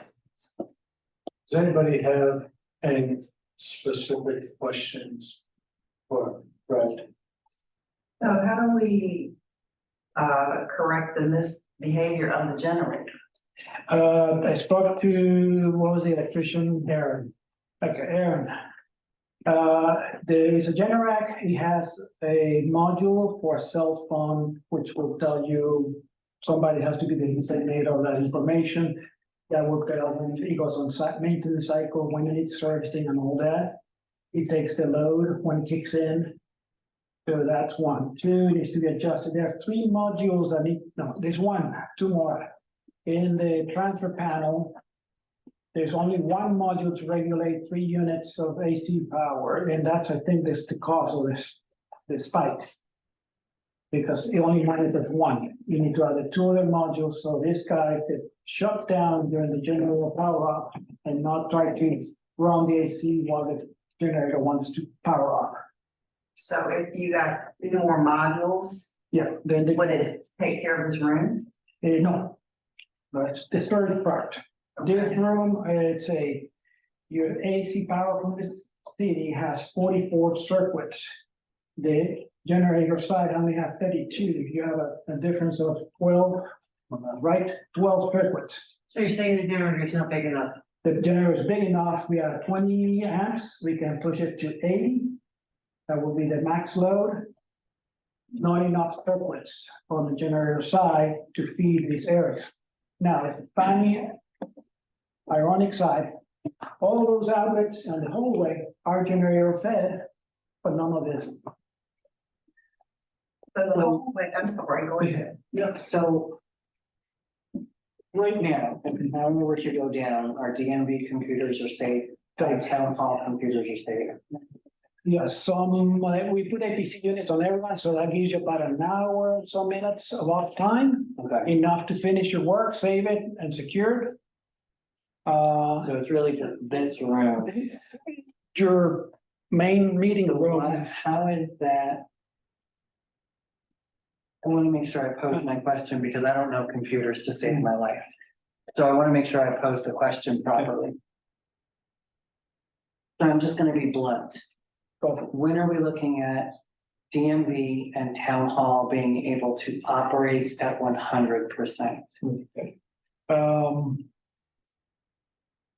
My sense of caution, because I went through this, is never to plug in a computer when power is out of filter. Power feeds, bad power kills your computer. Right. That We much I know. We already had one server dead because of bad power. So it will be critical to get that generator under control. So a certified electrician can do that. We'll do whatever he needs to do to get it tamed, so it doesn't spike. If you're not critical about this area and having no power, be aware when we lose power and goes generator, we get light, but no power. The only outlet is that one. Everybody has to run to that outlet and plug their equipment there. It's only two. So, But I don't think that answered my question. What I'm asking is, so. Let's say Monday morning, power goes out in the building. We have the DMV staff, town council isn't gonna be here on Monday morning. The DMV staff is operating 5 terminals. We've got 2 terminals in here for town hall. Are their computers protected? yeah, Power goes out? you have to get power there. There. The ironic side is the lunchroom or your time part, that's gonna go down. Except for the refrigerator. Box we can fix. So, $1,000 computers, I'm a little more concerned about. That was a massive expense that the town put out. We need to make sure it's putting out the benefit back. yeah, now, the APC units, which one is down there, if you wanna see one of them, is right down in this corner right here. We'll take the hit. That's a sacrificial lamb, though about $200. If that gets burned out, it's just a unit, it will not pass it on to the computer. So this computer wouldn't fry. It will not fry. It will fry the APC unit, it will cut off, it will take the hit. And that's a lot cheaper to replace than the computer itself. So every computer has an APC unit, the servers will have their APC units as well, because I will not install a server directly to an outlet, that's a big deal.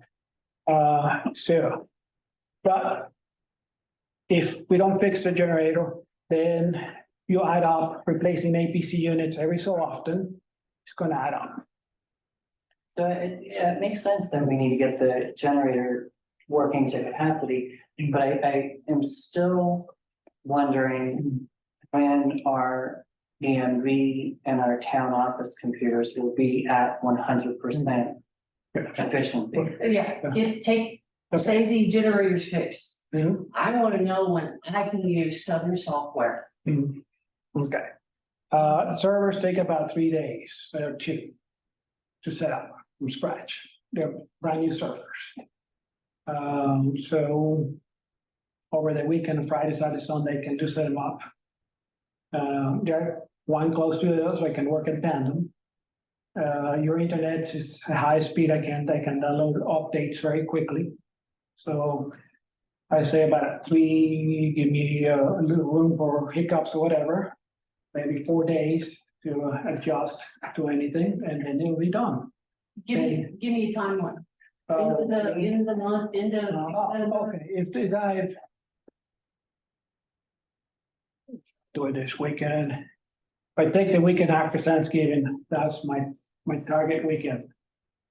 Okay, so if we said early December, first week of December, So with that, with the generator thing? I'm chancing it, so I'm putting on you, or if you want me to chance it, I can do it right now and then postpone the electrician to come whenever, but it's a chance we're taking with 2 brand new servers. I talked to our electrician. Solve that problem, but really the answer is the answer that you're asking. Let's take in my opinion, the generator is the red herring that everybody's focusing on. Wow, this is happening over here and nobody's seen it because we're on the generator. All the systems have an up system. So we have protected the equipment from the surging. The chances of that happening, who knows? But at some point, our servers need to get online because we just had an incident. And they don't know who caused the incident because everybody signed on under the same name. Is that tourism? When can you work on that? What is the timeline on that? that's the question that I'm asking. That's the question that I need to hear answered. I wanna know. Yeah, sit down. I don't want anybody to go. If anything happens, say, Fred, you didn't say, I'm making you all aware. I'm gonna work, what I call a hostile environment with power. Yes, you can work it, because we have APC units, but I'm raising the flag. It's not the environment that I choose to work on with very sensitive equipment. So for full disclosure, just so that you know, Fred has given me his concerns. But I told him at the end of the day, I'm his client. You've given me the concerns, accept the concerns, you are now off the hook. Okay, now you have everybody here that have heard your concerns. Okay? My concern is, I need to get a financial system up and running so that we can start tracking what's going on. Okay, we need to be able to do this year's or the current year fiscal, you know, it's coming up again because we're getting ready to start a new budget for the next following fiscal year. Okay, I need a financial system in place. This town needs a financial system in place. The only way we're going to get grants is if we have something in place so that we can do the reports and so that our auditors can audit correctly. I think you just said that you can do it the weekend after Thanksgiving. So send that, Then can we get that done? yes, please.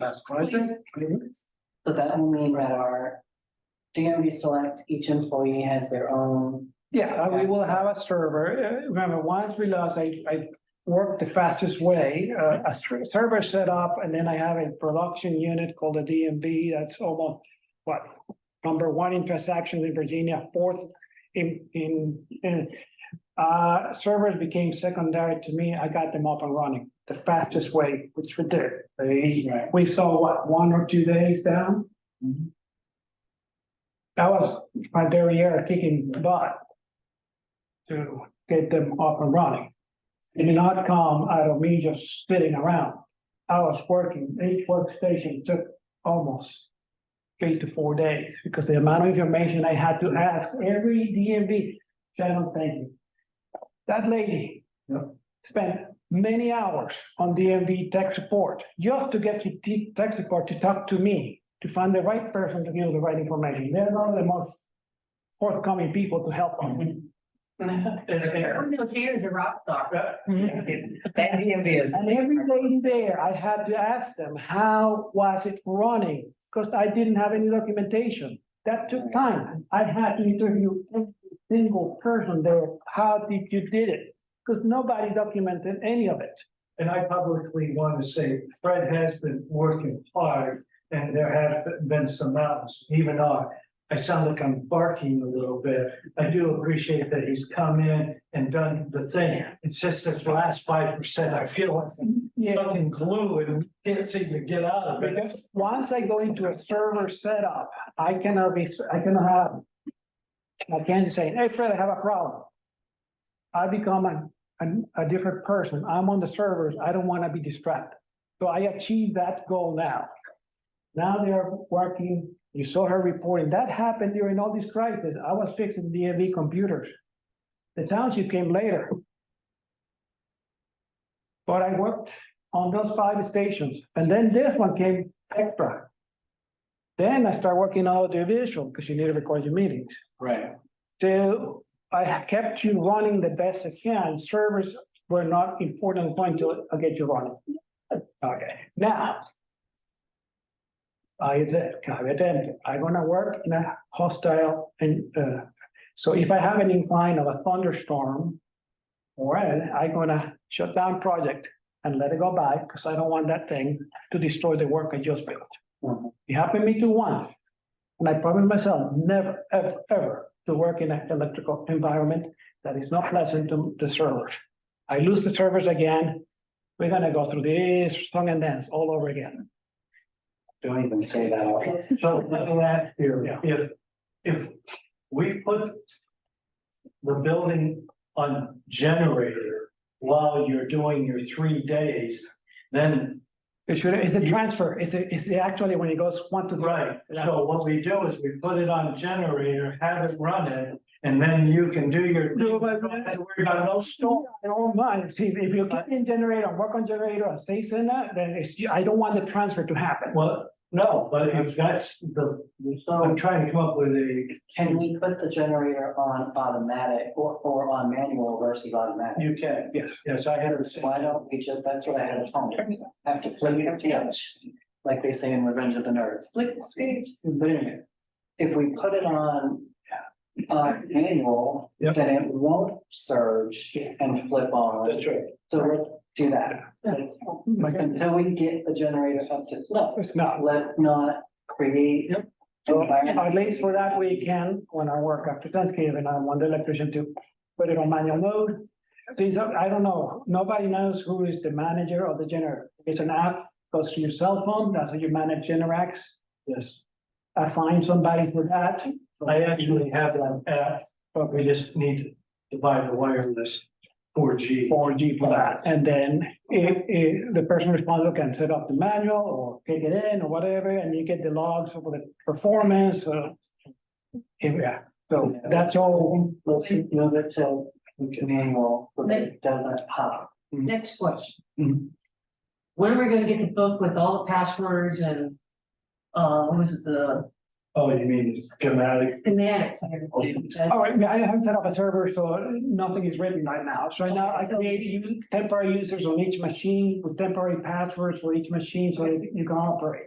So there's no need to record that because it's gonna go away once the servers are up, those usernames and passwords are gonna go away. We're gonna establish a permanent user base with their passwords, credentials and permissions. And that will be documented. No need to document what it has right now. Yeah, I will get a network layout diagram of the current setup, which is different than the old one. Okay, if someone gets locked out, who will be Well, this is my first town council, so I used to have a common boss, and I talked to the boss says, I am the one, the council. So usually, I'm talking administration or money, administration of the network. I am the administrator in many networks. Because it requires, when you work on the servers, you cannot be, oh, oops, I'm gonna hit here and hit delete, and you delete the whole thing. You affect everybody. So it's not for the neophyte or the just learning how to network. You need to be knowledgeable to work on servers. And then you have one, you have two. And you have two, you have a DMV port. That's what happened on the other. Once the server goes down, the DMV gets cut off. You lose money. So you cannot put just anybody on those servers. So what I would, You need an administrator that has knowledge, i.e. c'est moi. And you make me the one, and I administer, and I'll report back to you. And then it gives you a neutrality. I don't care about feelings, I care about the system. I'm your Scotty on your enterprise ship. I work in the engine room. I make it running. Okay, what happens in the command center is your problem, but I keep those engines running. Okay. so at some point, council will have to decide whether, once we get up and running, whether we want to enter into a new contract for an IT administrator, or is that going to be something that we're going to put on either the town clerk, the town manager, or whoever, and you'll have to decide that at some point. Well, John Ball was our IT administrator, so I think it ought to be the person who's gonna work on the computers.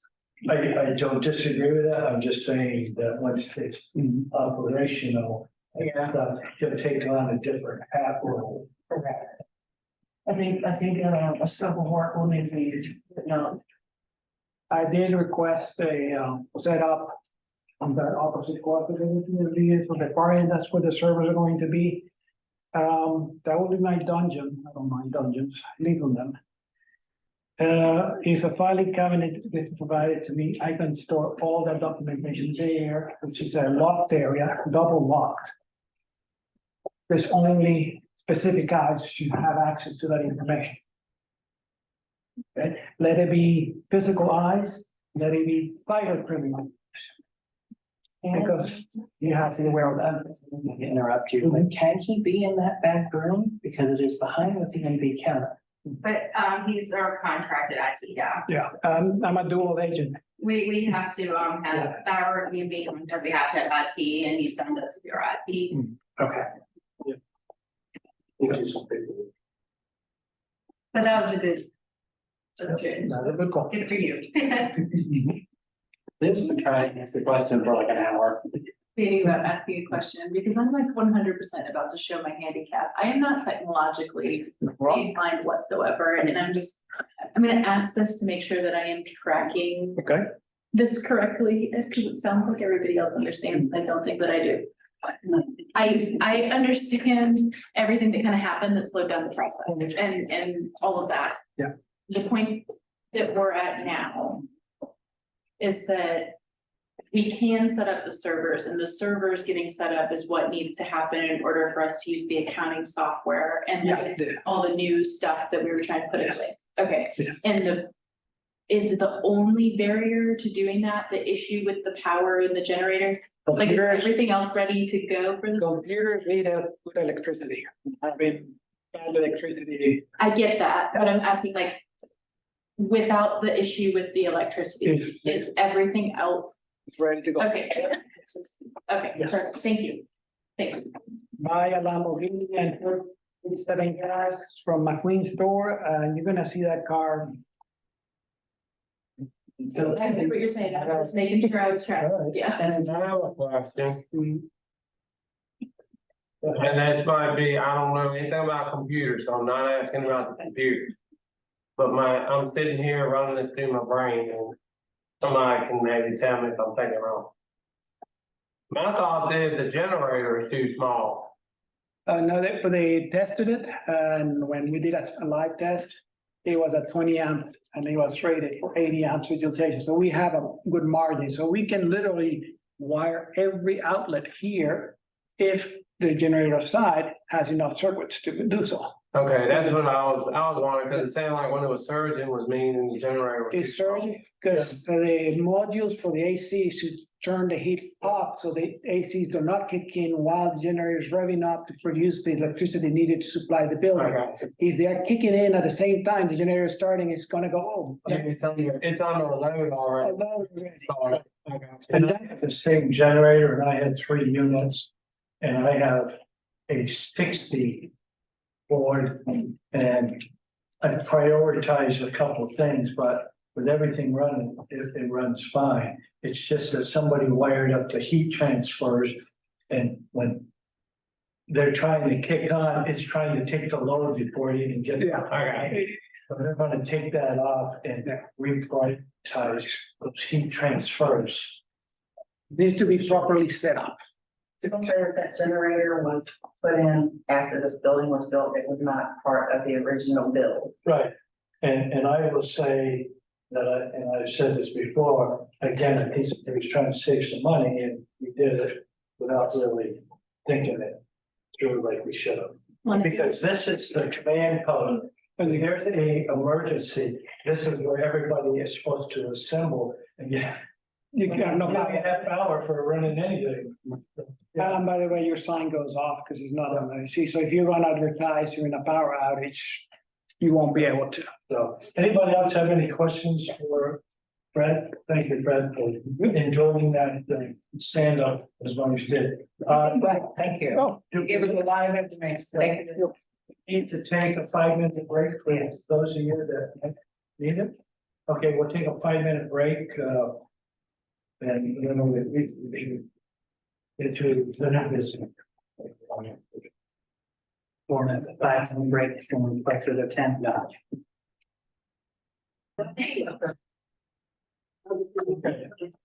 So, we already talked about the Whitlock, Henry Park signs. Tab J, Little League dumpsters, again, as you remember, when Becky and Bernice went to the Little League and of course, all the conversation about the garbage being overflowed and stuff, council authorized us to go ahead and get it. That's just the cut is short. Yeah, Literally anywhere in Springtown, let's just do it in spring. but, so that's what I was gonna say. I have something I wanted to ask about that. I think I talked to you about it. With Updike, the dumpster that was over there was given to us free and the service is free. So why don't they give us? He said it was free. That's what I was told. Yeah, I don't know. We talked to them. Inquire about it, because if we, cause 125, that's a lot of money. What happened from asking to Leah, she said that it was in the original contract. When the town signed the contract, then you could probably get in touch with her and she would know better, but in asking her, I'm positive she told me that it was negotiated in the original contract. So is the original contract should be in this? So I asked, well, if they removed it, when they had to have the dumpster removed, did Updike give a discount on the contract? And I never found anything out. So, wait. You gotta catch me up to speed here, cause now I'm confused. So. So there was a dumpster at the park originally? Yeah. It's a corner of the intersection, Okay, but it wasn't a lockable one. So people could come by and. Which we're doing. Which, I mean, it's not a bad thing. If they're dumping the trash in it, at least they're not dumping it on the street. So, Scares me at midnight to see someone rolling through whatever over there. yeah. In front of my house. They're supposed to use the one over at the dentist office either, but when I'm over there watering flowers, people stop there all the time. They're trash and stuff. It happens at Family Dollar too. You can sit down and watch them pull, and then they take trash out of it. I think the one at the fire hall, John says that, So anyway, based on the 125, we decided because softball, baseball was done, to not have them deliver it until the springtime. And now that we know this piece of information, that'll give us time to explore Right. whether we really were paying for I it. mean, if it's in the contract, then we should take advantage of that because. Negotiated, though. So, Okay, so tab K. I'll turn to the Ron. So on this one, we're just looking, if you look to the second page under the family leave. This was actually something that we decided on as a personnel committee many months ago. And then realized that there were typos in it that need to be changed. So paragraph 1 to be for 5 eligible employees may request a maximum of 12, not 2 weeks of family leave. And then married employee couples restricted, may be restricted to a combined total of 12 weeks, not 2 weeks. So it's really just an administrative correction. It should have been 12 to begin with, not 2. And Ron, just again, for everybody else, clarification, is that the only thing on this family leave section that, I mean, anything else lined up with the state? Yes, so we originally approved this several months ago. The personnel committee reviewed this policy and wanted to be in line with state and county and federal under the Family Leave Act. So, and it just got mistyped. So we're just updating 2 words, both of which state 2 weeks. Family Leave Act is 12 weeks, up to 12 weeks. Okay, thank you. I'm gonna give this to you. This is the PTO that came out of the counties and then they're blurred. As I direct your attention to tab L. Do we need, I apologize, Yeah. Mr. Mayor, do we need to make a motion to edit these or? No, I think I mean, we just, yeah, we just need to get it to the master town clerk who hopefully has the master file. If not, I will provide you the master file. And then you can put that in where it needs to go. Sounds good. So as we do other updates, somebody's keeping that book. Keep her at the status. Again, we have 12 employees. And we only have 1 employee that is considered what they call a type 2 VRF person. And she was in the system before hybrid came into effect in 2014.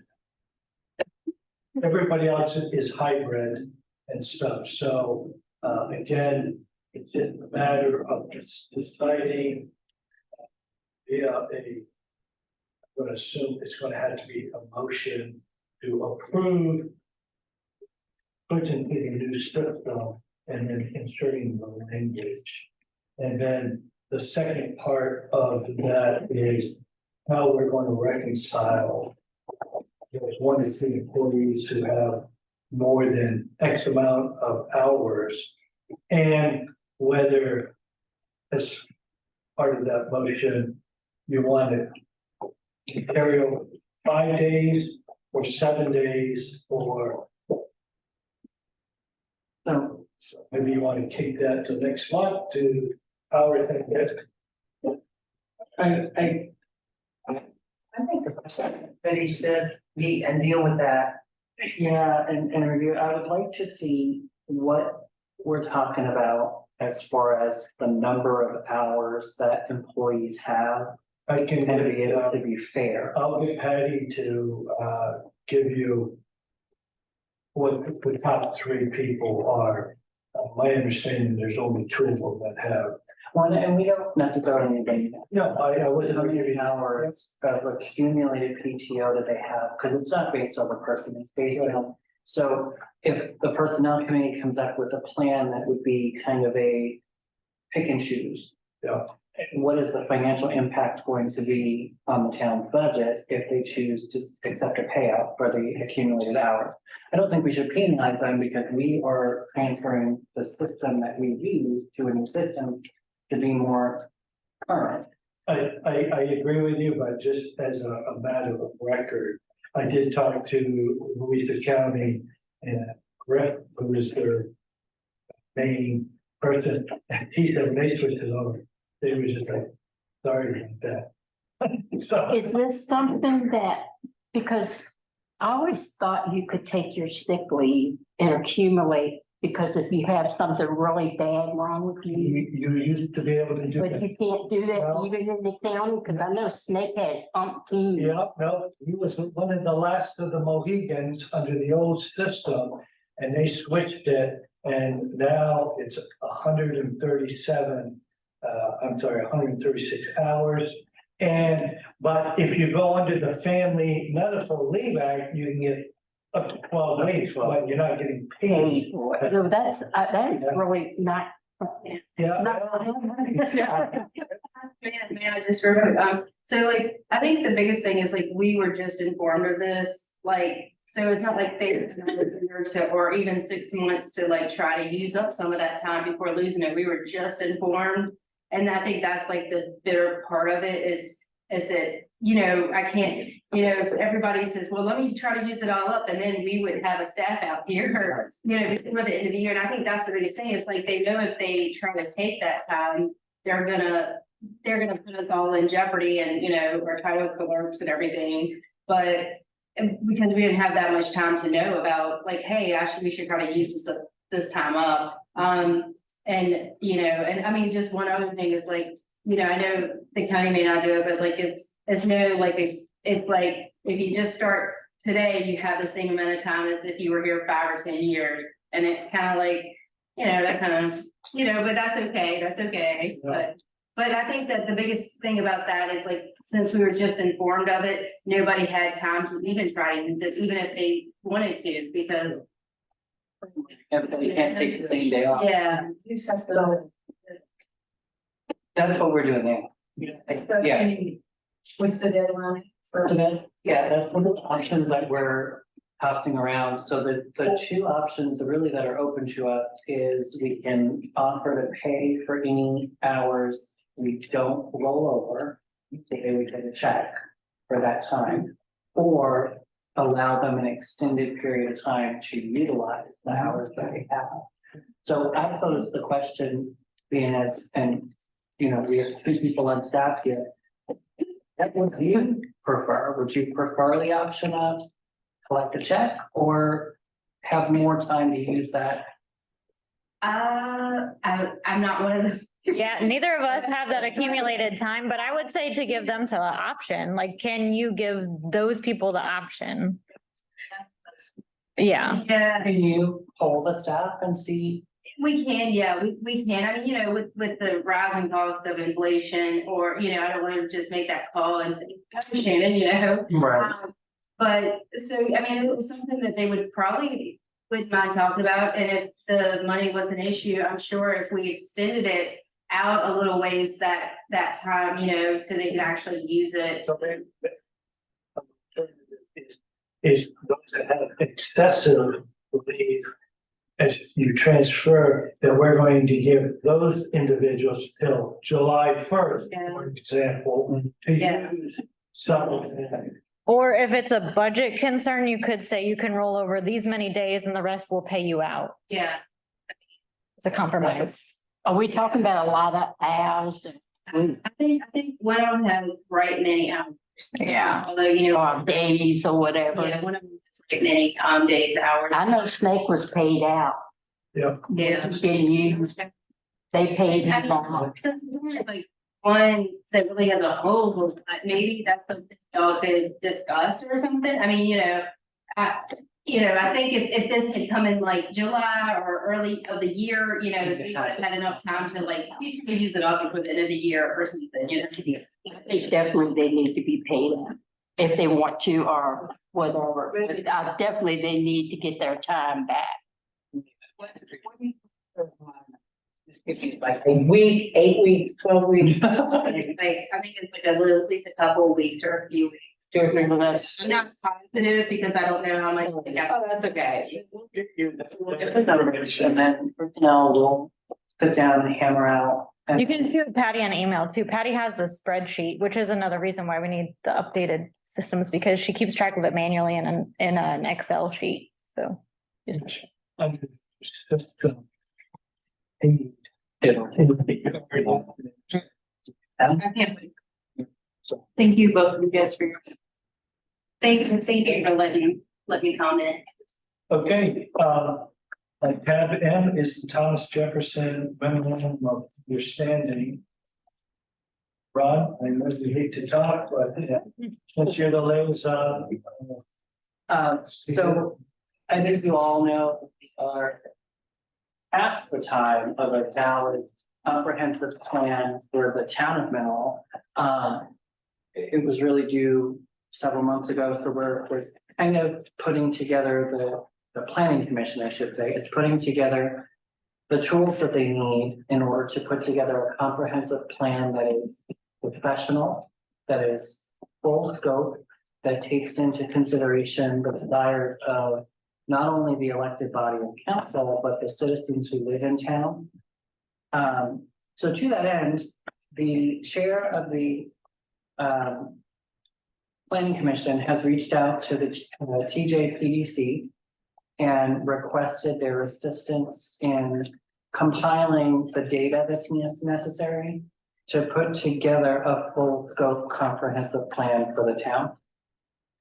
So this paperwork that we have here is the memorandum of agreement between the town council and the Thomas Jefferson Planning District Commission for the preparation of the 2024 comprehensive plan. It is an extensive operation, so it's going to take several months for this to come to fruition, and a lot of man hours. So the last page that you're looking at is the estimated TJPDC staff hours, so the man time that they're going to devote to the town of Mineral and creating its comprehensive plan. And then an estimated TJPDC staff cost. So in total, we would be looking at spending $16,548.68 in the creation and implementation of the comprehensive plan.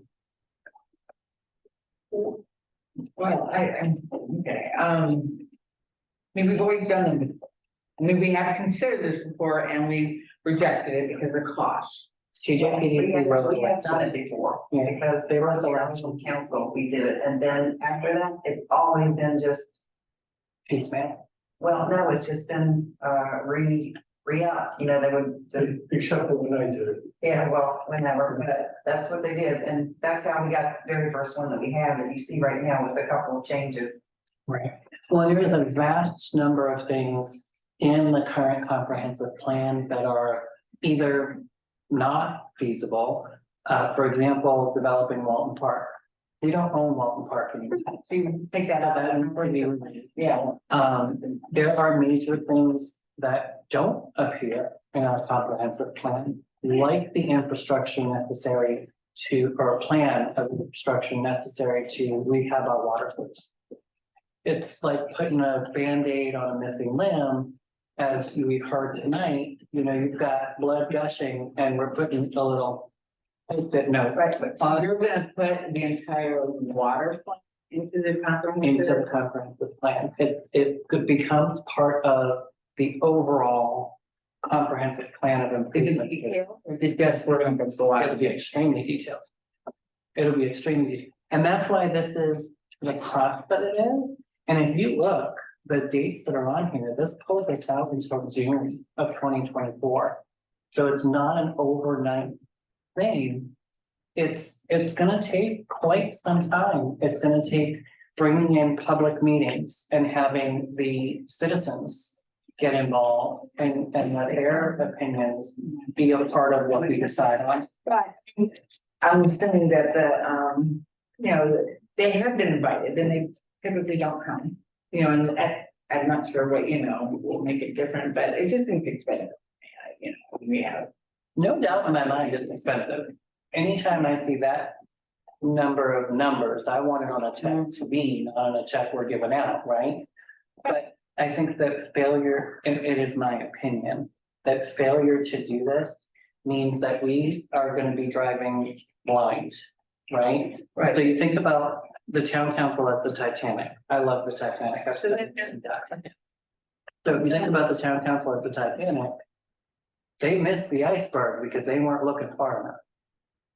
This is our iceberg.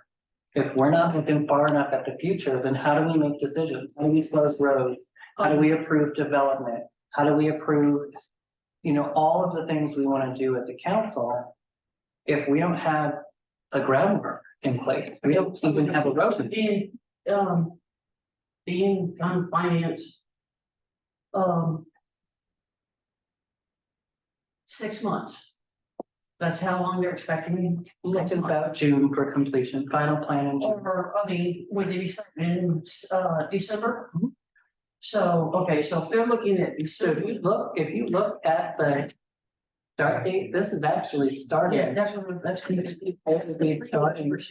Yeah, just 1 second. Are you gonna let me answer your question? No, it wasn't a question. Kind of like a question to me. 7, it costs for us monthly, it's $2,364. That I don't feel is, it's not bad, because it's spread out over 6 months. I'm just saying, it looks like all the responsibility is with the town of Jefferson planning. And very little of it's with the town. We're gonna provide, some assistance, give them stuff, look at the draft report, but I don't see a lot, So I think we need to put more into it than. I think I see what you're seeing, but it's gonna be working more. CJPDC, Planning Commission, and then all of the individual committees will be able to put, so like the beautification committee is gonna be able to say, these are the things we wanna do over the next 5 years. That's the only one I can think So this is of. 5 years, so let's say it's still, it's like below $3,000 a year. Okay, to have them do it, okay, then they're gonna do it, I would like to see our town put more, because it sounds like they're doing all the work, and we're just gonna comment on what they say, and by the. Here, say they're developing it, and we're gonna, give them some assistance in review and comment after they've done it. And that's what our responsibility is, and, it just. Again, I see what you're seeing, but this is in partnership with our planning commission. Saying this is our contract, and what we're saying is, all we're gonna do is review, and we're gonna make comments, and we're gonna provide deep information, I'm just saying that. Well, and that's all council can do. That's No, not council, no, this is our planning, it's our planning commission. Well, planning commission will be involved every step of the way. So they'll be at all the public meetings. The only thing really that they won't be involved in is the physical printing of the book that comes out. No, The commission will be. I'm just reading this and says that they're gonna filmate and draft it, Right. including the full scope of work, and who's gonna come. That's what I'm reading here, in these two paragraphs right here. Right. They're gonna do that, and we're just gonna, and I'm just saying is I think that our planning commission could contribute more. I'm not saying we should pay less necessarily, I'm just saying is that it's our town and that we can, contribute more to it, and that's all I'm saying, because I've done it for sure, and I know it's a lot of work, and it's a lot of meetings, and, requires us educating ourselves on all this stuff and doing, but I just. Well, I would hope that the planning commission is giving Thomas Jefferson input. The contractor coming in and can't just rip something up with no input from anybody. But think of this as an extension of your staff that we have to be able to do it and to do it more efficiently and quicker than leaving it to the planning commission and take them 3 or 4 years to do it. Because it's the nature of. I remember, Yeah. that's why you have 5 minutes to do it, yeah. if you look at, section 3, responsibilities of the parties. That's what I was reading. So right below, it says facilitate 3 work sessions with the planning commission. And then schedule and conduct 2 public hearings on the draft plan, 1 with each, the planning commission and the town council. So there'll be involvement, and our planning commission has already drafted now several pieces that they want incorporated into the comprehensive plan. Do we have, a draft of the plan from the last 5 years? Oh, yes. No, I'm saying the ones due now. Do we have a draft? No, it hasn't even been started yet. That's what we're looking at starting tonight. That's what we're looking at approving.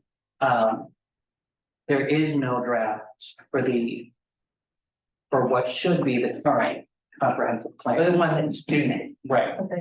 The one that is, right, there's tons of input that they want to see incorporated into it, but the expired one is the latest version of what is out there. And many of those things, this council has already achieved, so there's I think 5 or 6 things that we've already achieved since the beginning of our term. I almost said reign, but we're not kings. So there's many things that just have to be removed, but if we just start removing all that stuff, now our comprehensive plan is like a page and a half. Right. And then it looks like we don't have vision for what could be the town of Menlo, what things we need to do. And they'll be doing, I hate to say this, a lot of the hard work. Right. Demographic, just, when it comes to, how many people are gonna be in town, what the growth factor they're gonna be looking at. There's another element to this as well, and I know the director of the TJPDC can explain it much more eloquently than I can, but to be blunt, there are legal requirements that we have to meet, especially with fair housing, and these are all new requirements that didn't exist when the old plan came out. So to try to get ourselves up to par, it's just not feasible to get a volunteer group to now become lawyers and it's just so much. And when we started looking at what this plan has to include now under the new laws. Okay. It looks crazy to me. I was just asking because, it seems like a lot of money for something that we have done. Yes, we maybe have to run before, and, that was a good starting point, and, have we kept it up? Or whatever we, have been doing, it just seems like a lot of money, for something that we've been. And it should be our vision. If we have this huge list, why are we struggling with it?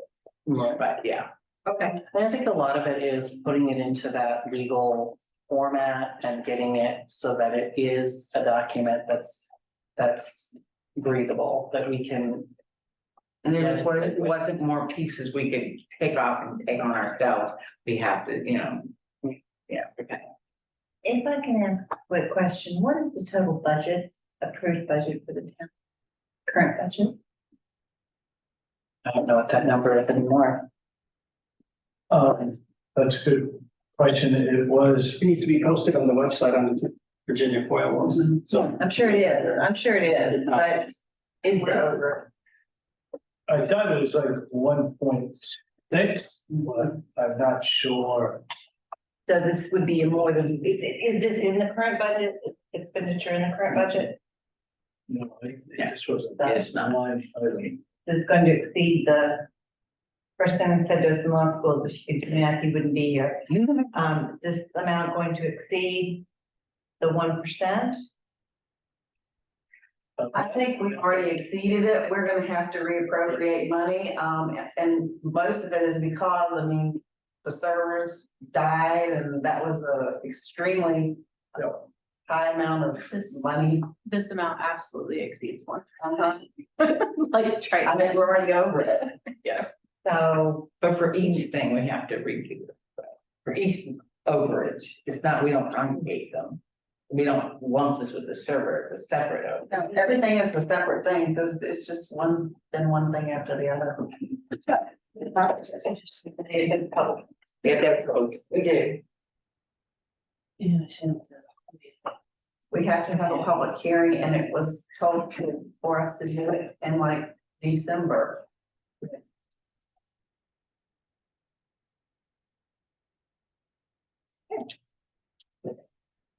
I don't know where that leaves us on this. Well, I personally think we need to get started on this.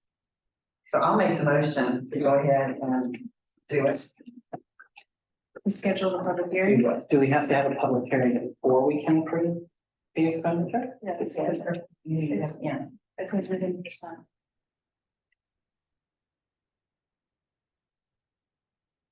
Then yeah, if you're gonna make the motion, I'll make the motion publicly. and I second it. Okay, so there's a motion to set up a public hearing for the purposes of To approve the expenses for the, the comprehensive plan. The creation of the comprehensive plan. thank you. Olivia, Yes. Becky, Yes. Ron, Yes. Blair, Yes. Bernice, Dr. Cody. Yeah.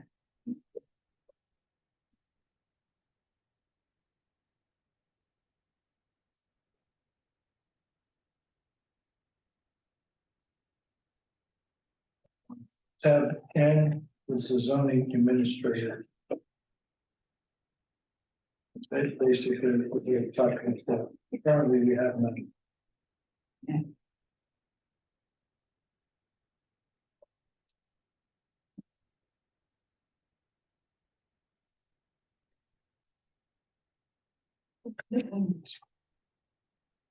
So there's a resolution 2023-11.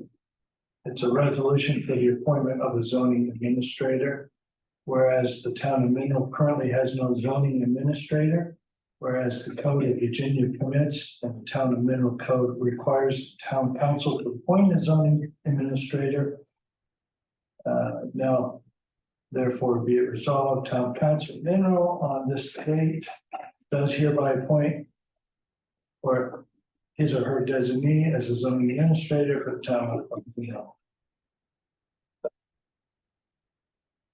Looking for So. what name, what person, what's the pleasure of the town council? I think we can check with the planning district to see if they have anyone who can help out. I think that we can call them, but do we? Is that going to cost us money, do you think? If they're charging us for something like this. I think anybody that you hire is gonna charge us. Yeah, I'm fairly certain that it would not be free. And QB and I are both going to Charlottesville, the first week of December. It's on my list of things that I have for you, but, we're going to Charlottesville first week of December to get that certification, just FYI. So Well, and if you want to serve as zoning administrator and tell, or check with them and see how much it's gonna cost. Well, I can certainly check for you. Oh, And see if they have anybody, maybe they know somebody that's retired that we want to do. And the girl that we paid from, yeah, she's gonna be, she's now the town manager. yeah. Earthbound Green, right? Catherine, any comments on? Well, I want to clarify based on this resolution. You, as mayor, have taken over the duties and responsibilities per charter. But you are not, you're not town manager, you're mayor taking on those duties, which would probably mean this wouldn't apply, which is a good thing because elected officials cannot hold another position. So you would have to appoint or you could designate someone else to be zoning administrator, but they would probably. You need to keep that in mind. So it's just, want to make sure that in your considerations, that small distinction remains clear. Yeah, I mean, it was kind of strange because the first 6 months, I kind of did it all. And then, you know, I was hoping I was done with that for the rest of my life, but let's kind of come back. Don't blame you at all. Yeah, but again, we have 3 major things going on. Corey's property down here next to Mr. Ball's. And that's already been signed off by right. And then, of course, right now we have nothing over the townhouses, nothing over here, but and I don't know where the PUD is. I haven't heard anybody on that. Well, is there anything that would need a direct action of the town zoning administrator that we are aware of at this point in the next few weeks? Yes, in fact, Tori is expecting a piece of paper tomorrow. Until he found out that Reese left, because he's going to the county to get permits and approval for the houses down here next to Ball's property. What houses? Yeah. What houses were approved? It was by right. How is it by right? I wasn't a part of it, so I just read it on my desk. Who was the town? What are Ball's property? And office by right? Who's he? We- In the field and. Oh. So it's me, multi-unit dwelling, like people. They're all single houses. Job, living now, that makes sense.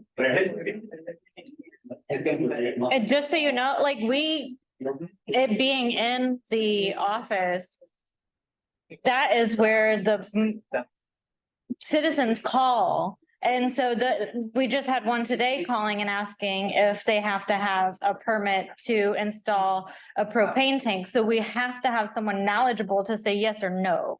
Like it can't be up to Patty and I and soon to be just me. Like you have to have somebody in there that can answer those questions. I'm not going to be able to answer them. So yeah, I mean, it's not just the projects that are going on. It's going to be the daily questions. Can I put a fence? Can I put a shed here? Can I, is my Right. be closed? What's the offset? Right, right. Well, I get that, and I do. I agree that I have to pick that up. Thank you.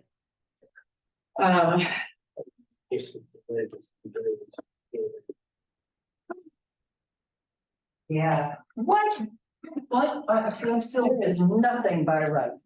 Nothing by right, it says he can build development.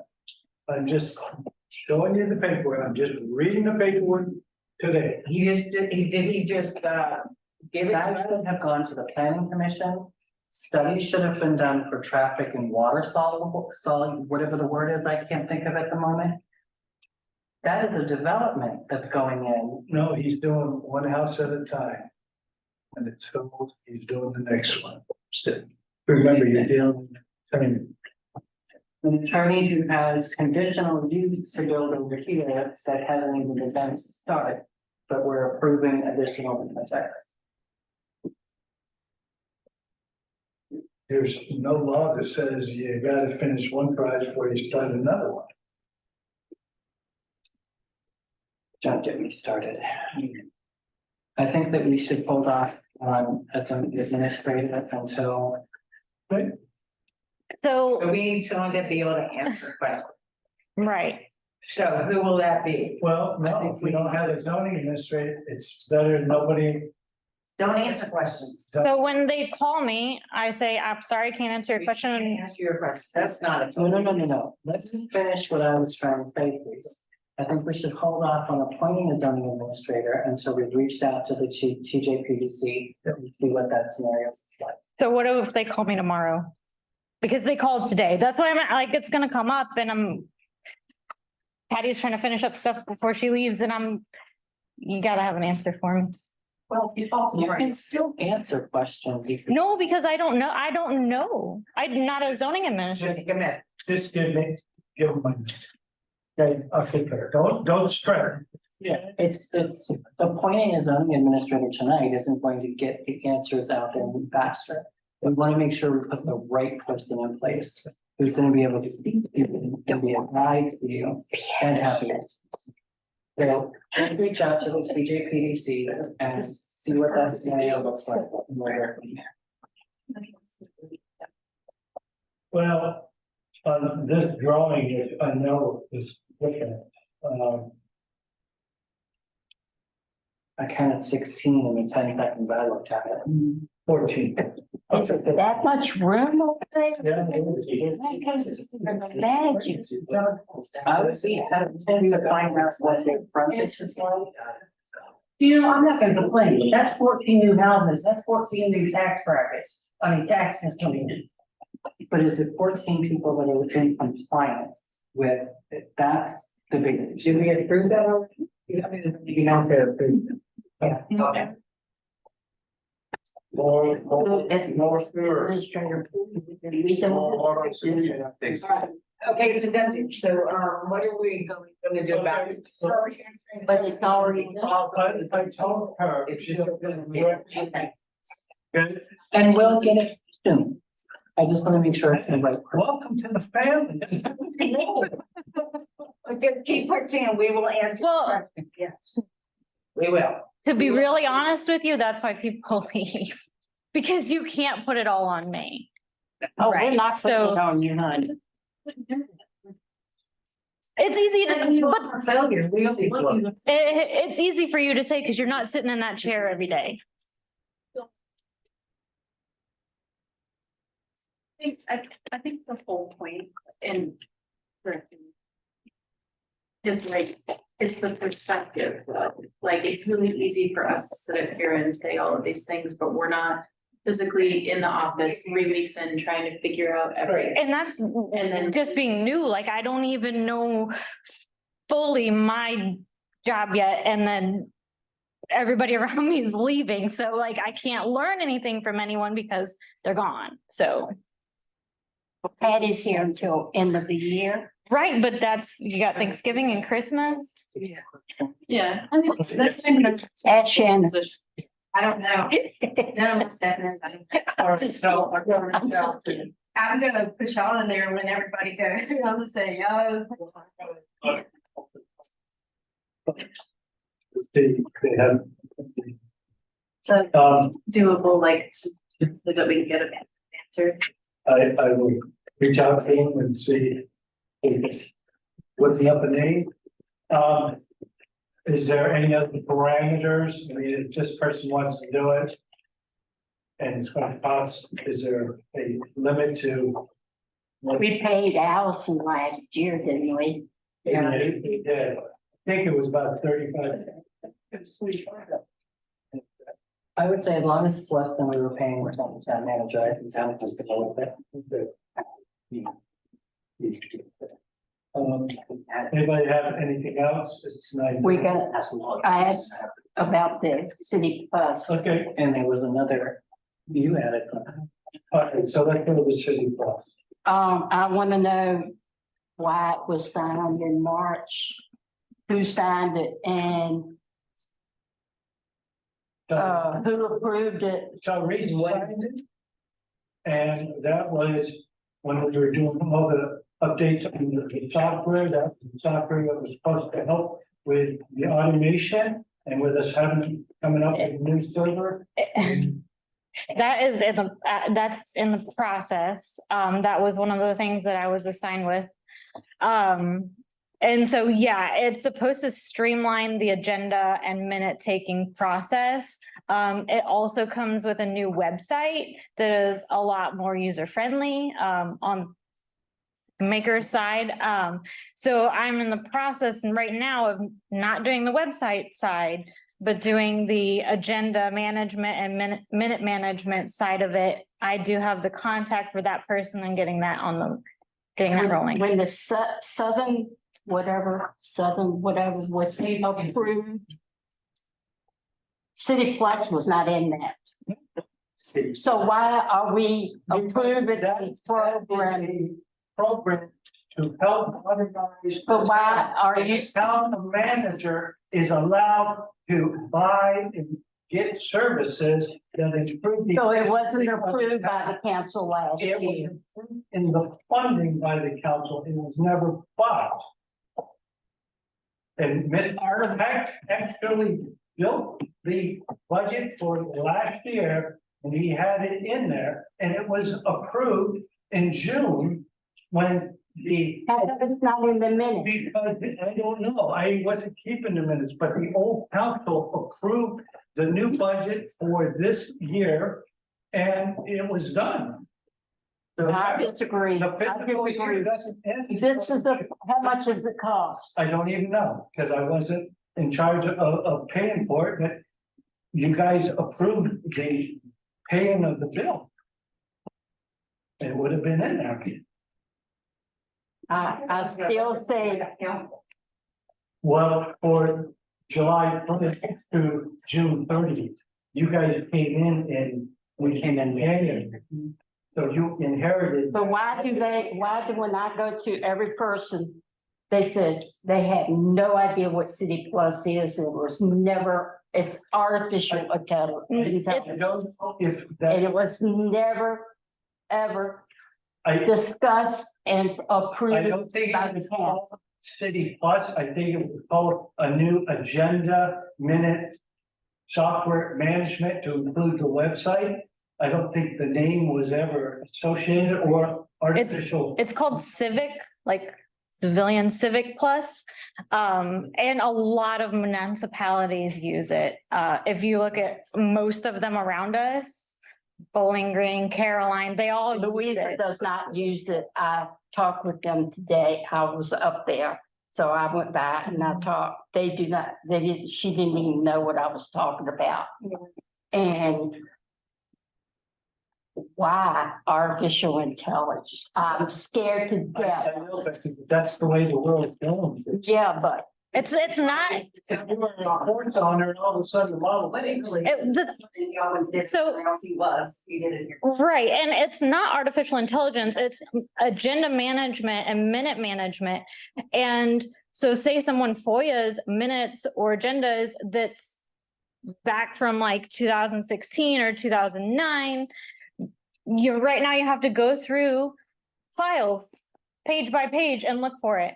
So that you can upload all the old minutes into that system. And so say someone FOIA something, you can just search by keywords or by the date. So it just kind of, it's a hub for all of that and makes our lives in the office a lot easier. well, that's, I went and I researched artificial intelligence. Our own government is quietly putting it in to play, which Biden is quietly doing because Obama wants it done. It's an ideology.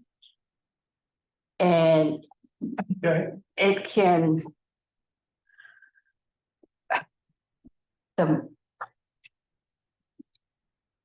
It can affect consumer privacy, unclear legal regulations, danger to humans, bias program. And a lot of jobs are lost to artificial intelligence. Okay. Do I think it's a good thing? No. Should it have been done by tech? No, it should have come before us, before this, and I want to know how much it costs. I don't know how. You said you looked at the minutes, it should be in the Oh. bills. I looked in the minutes last year, Last year's minutes weren't good. but they were not, it was not in that. I do I remember, know that the Southern software cost us a fortune. So did this cost us a fortune too? I think I heard some, again, it was. I think between 4,000 and 6,000, if I even have that. Memory good enough. I do remember hearing Civic. It's Civic Plus. Yeah. I do Agenda remember management. hearing that, but it was before we took our seat. It's been in play for a long time. You just haven't had the staff to implement it. Put that out It's there. electronic file cabinet. It's literally. It's artificial intelligence, I looked it up. Okay, Okay. but we got one more, we got. Resolution 2022-03. This thing just keeps coming up and coming up and coming up, and it was reversed. In the meetings of June 13th, 2022. And Could we refresh us as to what that is? it's the resolution where the mayor was censored in the last administration. Okay, And it goes on to say about how, you know, the town manager manages the employees and the mayor and whoever should not have anything to do with those employees. It's been rescinded. So, I mean, they use the words, because maybe they didn't know it. To cease the engagement of Mr. Peck and to end the censorship of Mayor Farlow immediately. So this thing just keeps coming up. It just keeps coming around and around. We need to either rescind it and get it gone for good, or, you know. So I'm making a motion to rescind resolution 2022-03. I don't have a copy of it. I've never read it. I'm sorry. Yeah, you got a copy. Work session of last session. I mean, I'm aware of Okay, it, it was present for the meeting in which it was originally approved, but I'm confused about how this came up in this time period. It came up. Last. When he sent that letter, he put that. Our last meeting. so there's a motion and a second. There's discussion now. And what is the motion exactly? Because they're already done. Let me see what it is exactly. I'm sorry, I didn't bring the meeting. This It is. just keeps showing up, and it has already been rescinded, but it just keeps being shown, it just keeps I showing. spent one year. That's what's that, only that. Okay, but we've already done it, so why? No, you didn't do it, I know that the council did it. but it keeps showing up, but they didn't call it rescinding it, they called it to cease the censure of the mayor. What's the benefit of? I'm tired of seeing it come before. Because they can use it against us if we come into the office and whatever. In other words, it's restricting us from going in the office and Or whatever.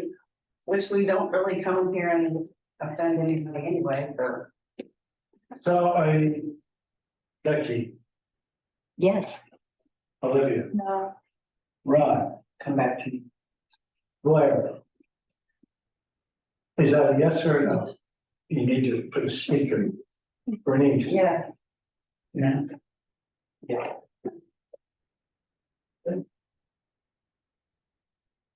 Make the motion to adjourn.